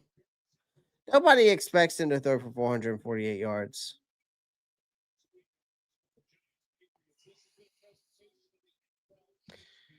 You guys are just so infatuated with this kid. And you're so infatuated with him in regards to that you want him to that you're in. It's almost like you're in love with him. Like, I'm not like, I want the kid to be successful. See, that's the thing where people try to turn the narrative of these. See, the Bryce lovers love to turn the narrative that, oh, Clay, you want to see him fail. No, it's total opposite. My expectations, I have expectations for this team. I have expectations, because the last time I checked, chat, this team doesn't say the Bryce Young Panthers or Bryce Young Panthers or the Bryce Young team or the Carolina Bryce Youngs. Last time I checked, it says the Carolina Panthers. The last time I checked, there wasn't just one player on the team. There's 53 others. There's also a whole coaching staff. There's also an owner. There's a GM.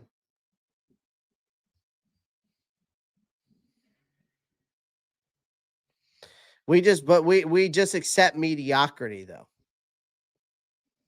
That's the issue, man. We accept mediocrity.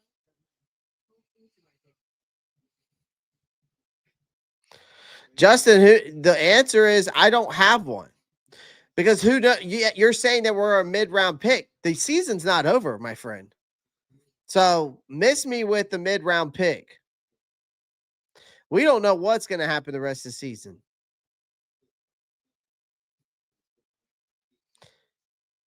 We don't know what the rest of the season is going to happen, bro.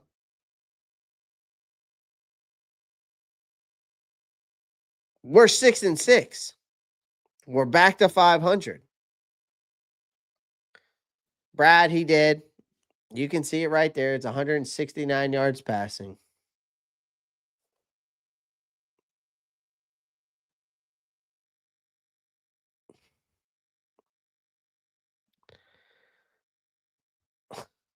It's so it's just I'm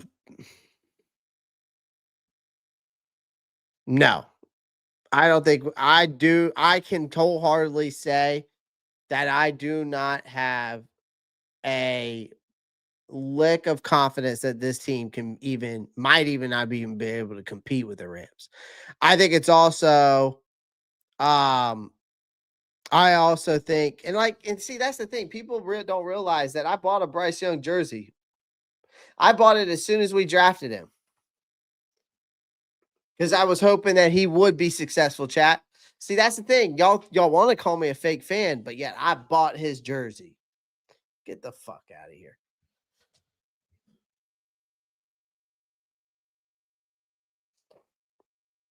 You can't sell out. Worse, I feel we'll pull out 2 more games, still leaves us. Maybe. See you, Clay. Have a good night or the rest of your day, everyone. I bought it draft night too. Yeah.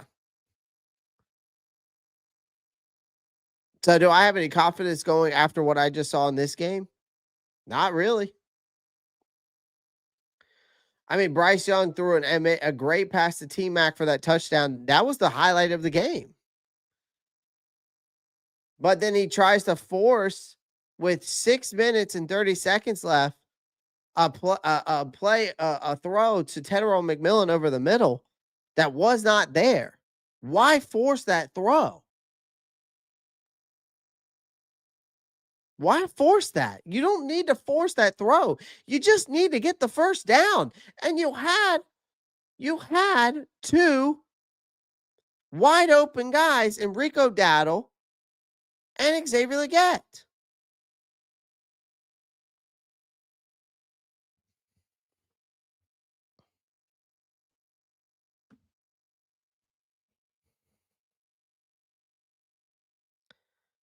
And I hate people saying, well, to be fair, he had drops. Get the fuck out of here. He also had missed throws. He also had miscommunication with his wide receivers.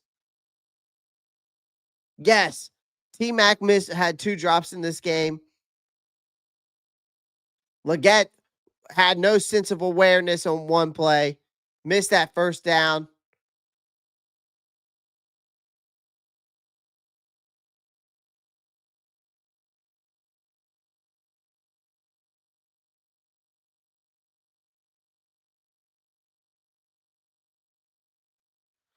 But I've heard the drop excuse before. I've heard the offensive line excuse. Hell, I gave it. His offensive line was terrible his rookie year.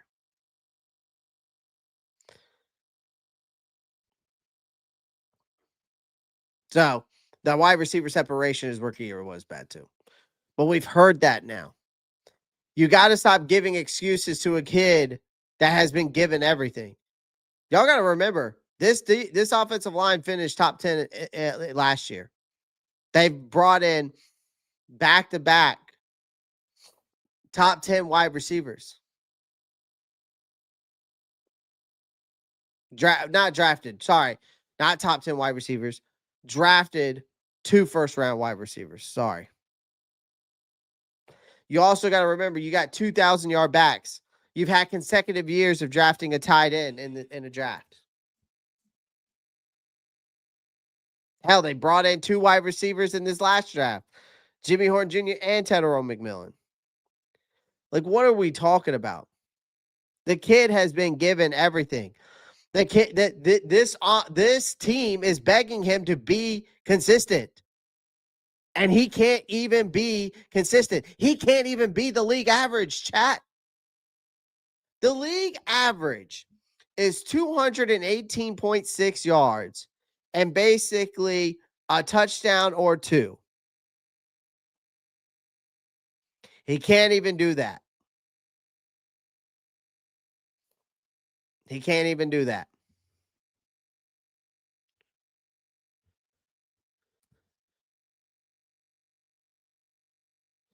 It was more on the offense side of the ball in this game than it was any other game, than anything. I'm not even going to give the defense heck because you know why? Because we forced basically 4 turnovers in this game and did not capitalize on any of them. A big fucking fat goose egg. I think we got maybe 3 points on one. Actually, my bad. But still, 3 points off of 3 turnovers is pretty pathetic. If you could at least capitalize 10 points off of 3 turnovers, but then you only scored 9 points in the game because you had to go for it because they gave you a penalty and then you left points off the board that you didn't need to shave off. That's where it gets interesting because is Dave Canales shaving points?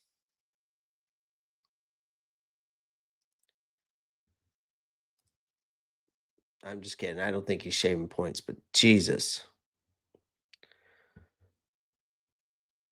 And I get that we had all these injuries, man.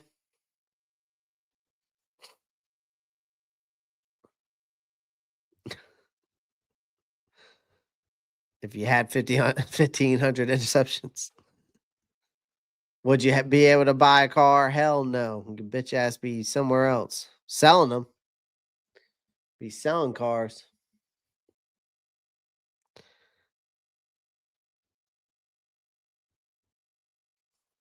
Can't shave if you can't score.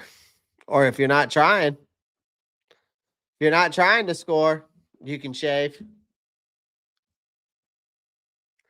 And I'm just making a joke about that, to be honest with you.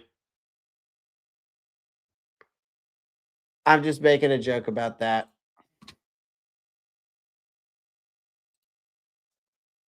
But it's just pathetic of just how this team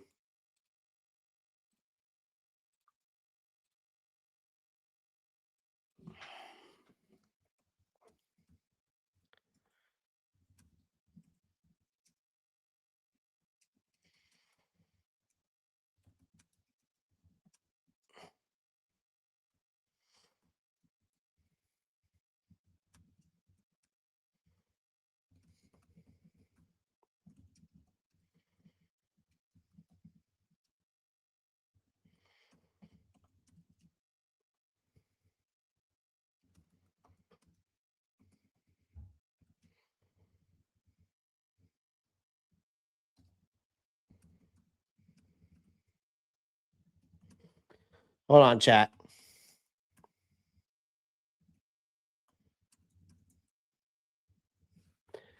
Like,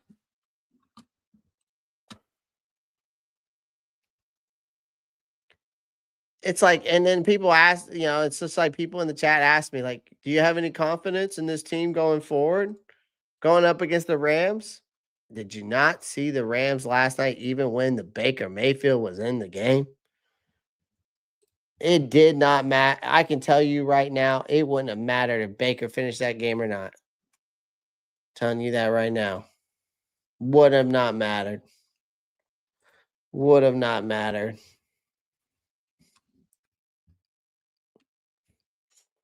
You know what I mean? It wouldn't have mattered.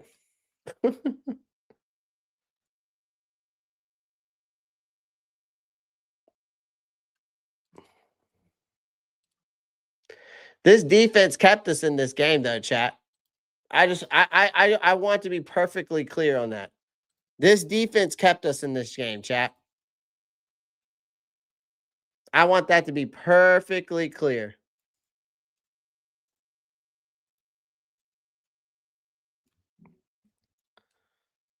On that. That's one thing I want to be perfectly clear on.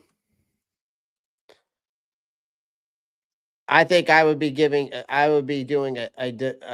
disjustice if I sat here and told you that defense didn't step up in this game, because it did.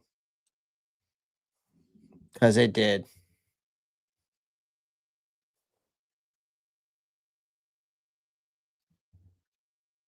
I mean, Mike Jack and JC Horn were out there just I'm trying to get my thoughts together on this game because I did say I was going to do a post game reaction, which I'm going to. I'm not going to be long, to be honest with you. And I'm literally just trying to get my thoughts together, chat. I really am.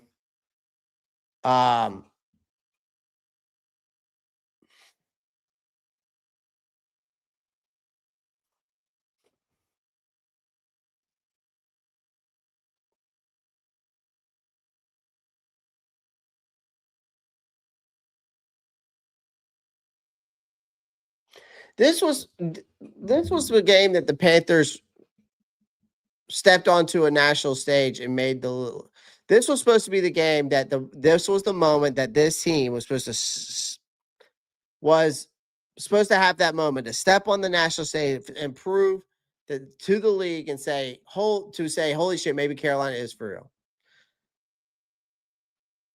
And honestly, most casual fans watching this were probably wondering how the hell this team won 6 games. I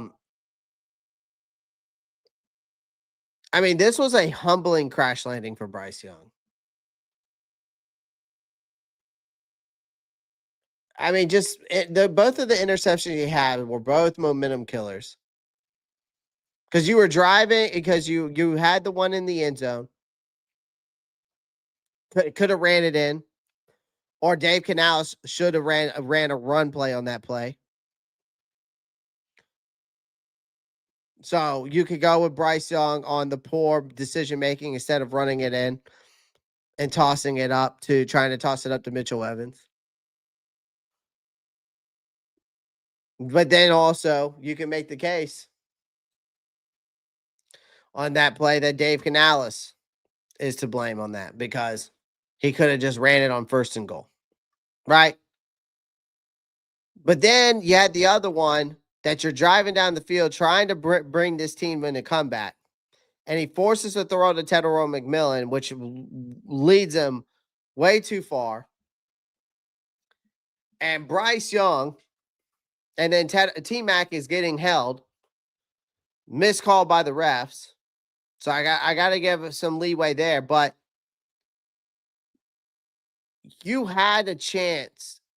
The offensive game plan, though, in this game, though, did zero favors for anybody, not just Bryce Young. I'm going to say the whole offense. I think Dave Canales deserves a lot of blame in this game because Tre'von McMillan was dropping passes, miscommunication with him and Bryce, miscommunication with Legette and Bryce, miscommunication with Jalen Coker and Bryce.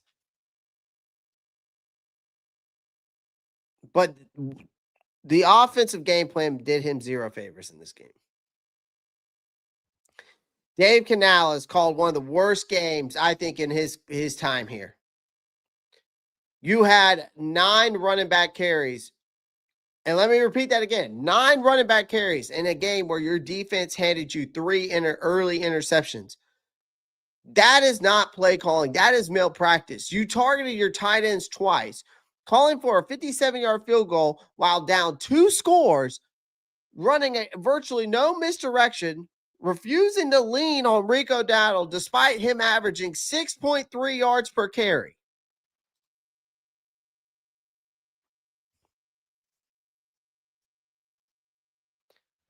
.3 yards per carry, chat.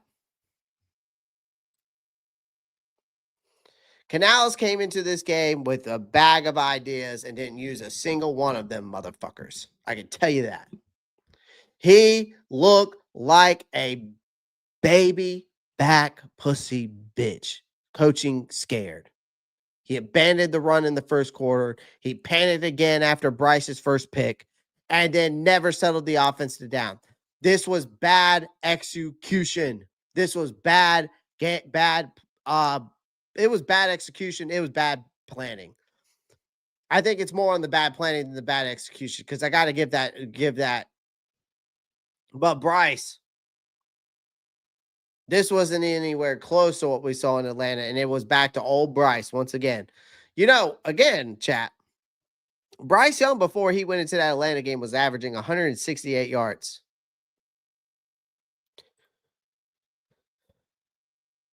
I mean, Bryce looked like a rookie. Bryce looked like he was swimming upstream in a hurricane. But I got to give credit where credit due, man. This defense played their ass off. Despite missing half of the unit by the end of this game, it seemed like. Carolina defense showed up. 3 straight interceptions in that game. J.C. Horn, then back to Mike Jack, J.C. Horn. 3 picks on 3 drives. The Panthers turned that into 3 fucking points. This defense was basically carrying the offense around like a drunk friend at 3 a.m. Y'all know what I'm talking about? You ever been out with one of your friends till 3 a.m. at night, and he's so hammered you have to carry his ass, like you got to put the arm on the shoulder?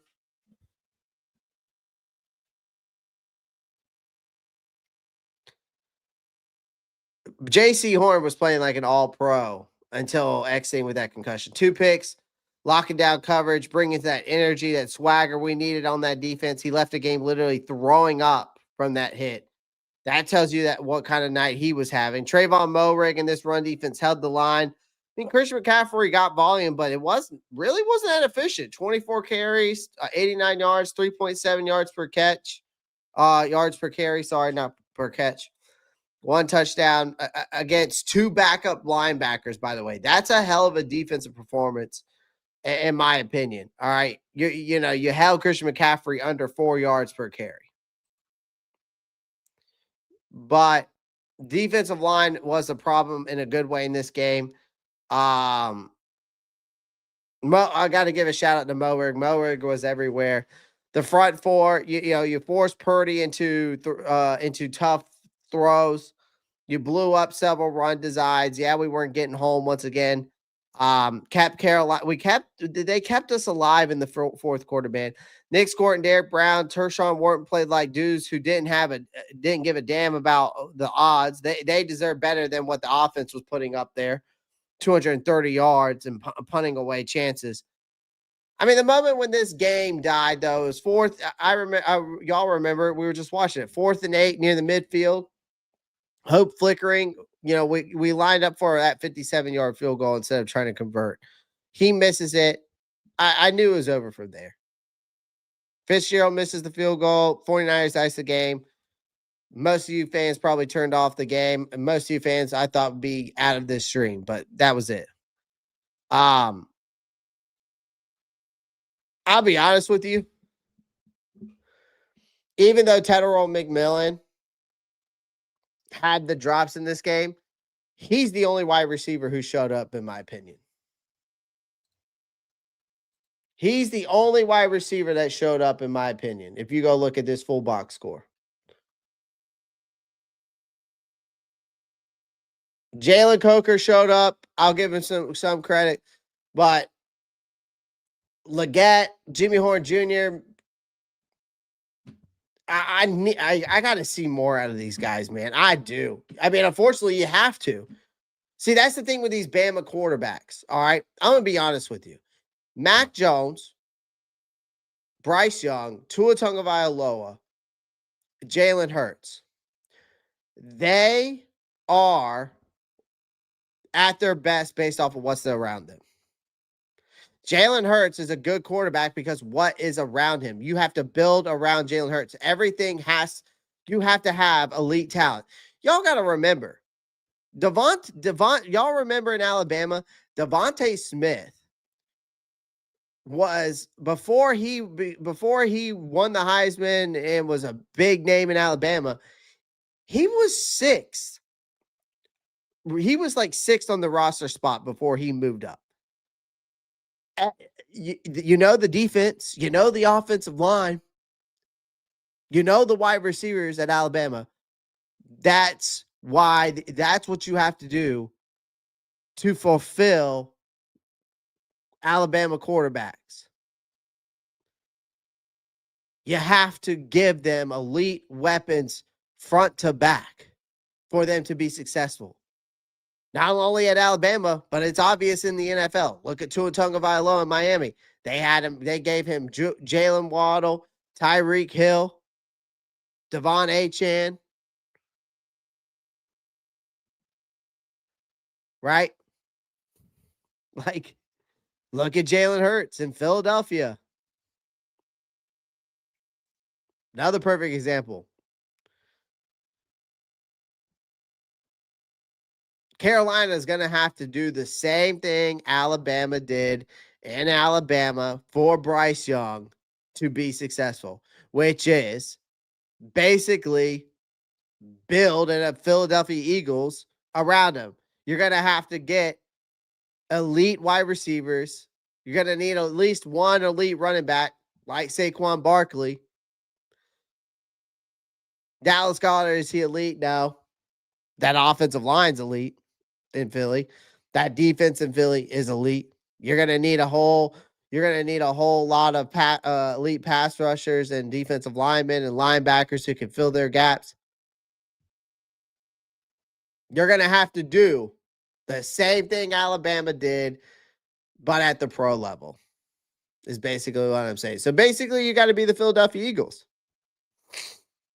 How do you do that? You got to draft. You got to be able to draft talent because that's what the Eagles have done. They're able to draft talent, but they're also able to take that talent and make it better. Make them at an elite level. So, JC, I'm going to give you my guys who are basically the studs of the game. Shout out to JC Horn. Shout out to this run defense. Shout out to I'm going to say this run defense. Let me see. Nick Scourton and Derrick Brown both played like grown-ass men. Again, I think Tre'von, McMillan, and Legette Coker are the only wide receivers who showed up, in my opinion. I'm going to give you my losers in this game. Bryce Young had a regression night, poor decision-making, late-game collapse. Again, besides Legette Coker and Tre'von McMillan, besides those guys, 100 yards combined, basically, maybe less than that. That's absolutely brutal. Again, Dave Canales is a loser in this game for sure. Made the worst. This may be the worst called game of his time. Offensive line, they're definitely. I'm not going to give them a loser. I mean, you could because they were kind of leaky, inconsistent. There was zero push in the run game. But again, how can you say that when? Because I know some people are going to say that. Because the reason why I mentioned the offensive line may be a loser because I know some people are going to say that. But here's my back. Here is where I would say you need to back off on that. 9 run plays. Or 9 run plays total.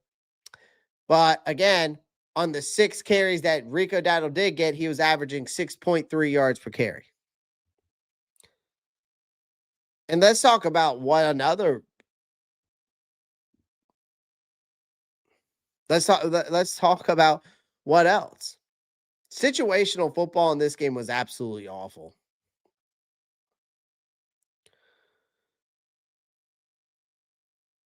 But the defense, again, I'm just going to say this. The defense, they showed the heart of a playoff team. I think this offense let the whole damn team down. So unless Dave Canales and Bryce Young get back to on the same page, I don't know what's going to happen next.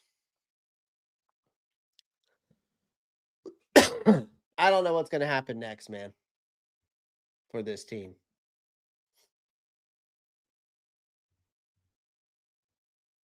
I mean, this was just rough. I know it was only 20-9, but I can tell you right now, this felt that again when we were down 17-3. I'll be honest with you, man.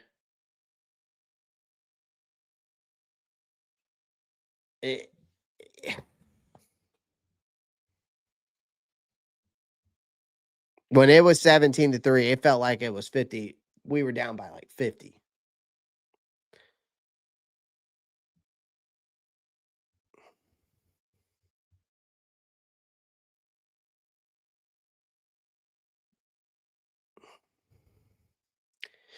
But the thing that's more frustrating is you thought that Bryce could step up at least once again. Not saying he had to throw for 448 yards, but he would step up and do more than what we saw.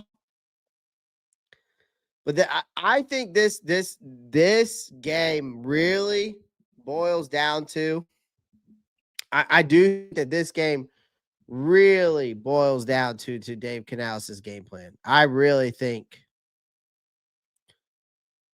that Dave Canales just warmed his seat up just a little bit. I think that he may have cost. I think he may have cost us this game.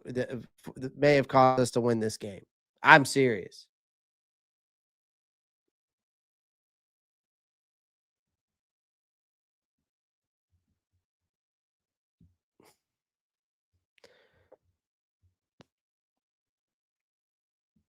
Again, I just don't know how you face a 49ers team. You target your tight ends twice. And you only run the ball 9 times. Like, your game plan was pretty bad, Dave Canales. And I'm watching the highlights on both of them. I got 2 TVs going over here. His situational play calling was bad too. I mean, it's first down at the 2-yard line. You have this game-altering interception instead of even attempting a run with Rico Dowdle against a bad run defense. You have Bryce Young rolling out. And then Young throws a terrible pick.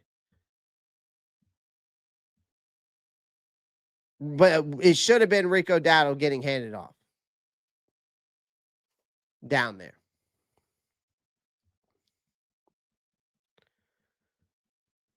I mean, basically what I felt like what I saw in this game, Dave Canales basically abandoned everything that worked last week. He hardly moved Tre'von McMillan around in this game, in my opinion. Hardly moved Tre'von McMillan around. He didn't even dial up deep passes. It felt like he proved the passing offense could succeed down the field last week. So there was no need to go out and prove it again. But he abandoned one of the biggest facets of the game, which was he abandoned the run. Rico Dowdle and Chuba Hubbard were pretty solid in this game.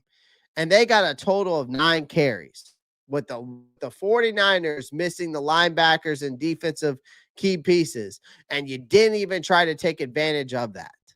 That is where I get very questionable with Dave Canales' play calling.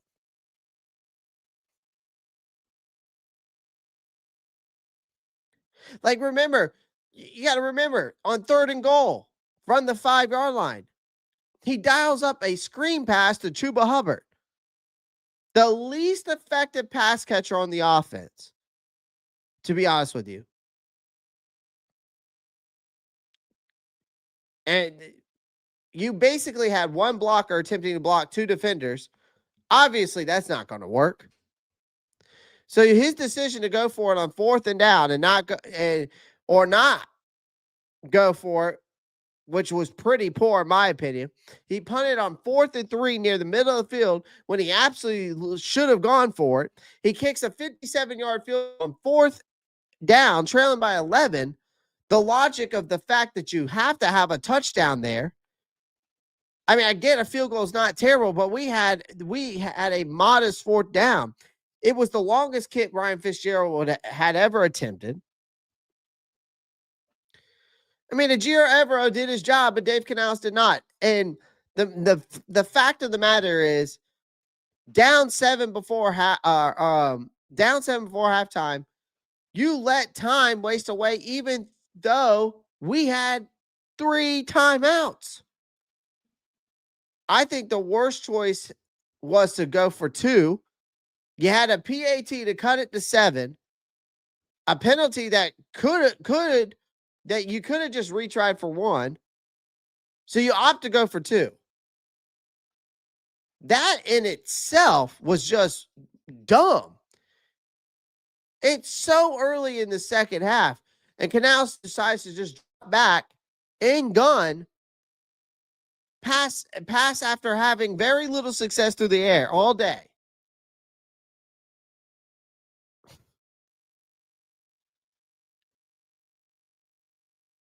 Again, this defensive unit was prepared, and this offensive unit wasn't.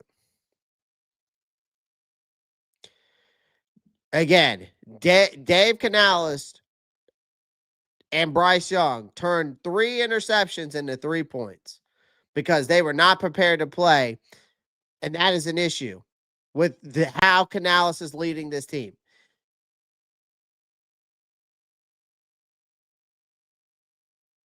This is something. This is something of the many things that that Dave Canales has to improve on.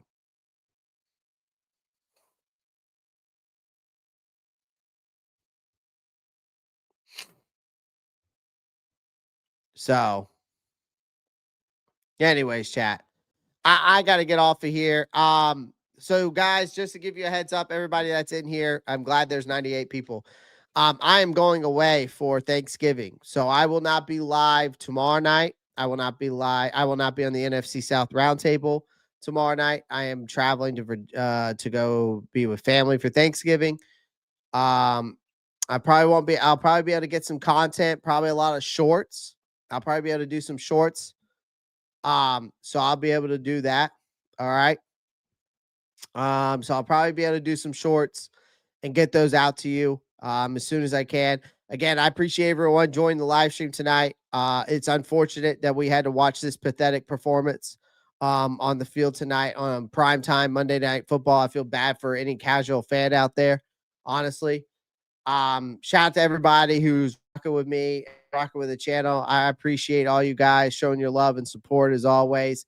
I want to give a shout out to everybody in here. I just want to let you guys know, I want you guys to be blessed and have a happy Thanksgiving with all. If you guys celebrate Thanksgiving, have a happy Thanksgiving, and I will see you guys possibly on Sunday, actually this coming Sunday because of the Rams game. So I'll probably be live for that. So appreciate you guys joining the live stream as always. I will see y'all later. Y'all know what to do. I'm out of here. Keep pounding. Peace.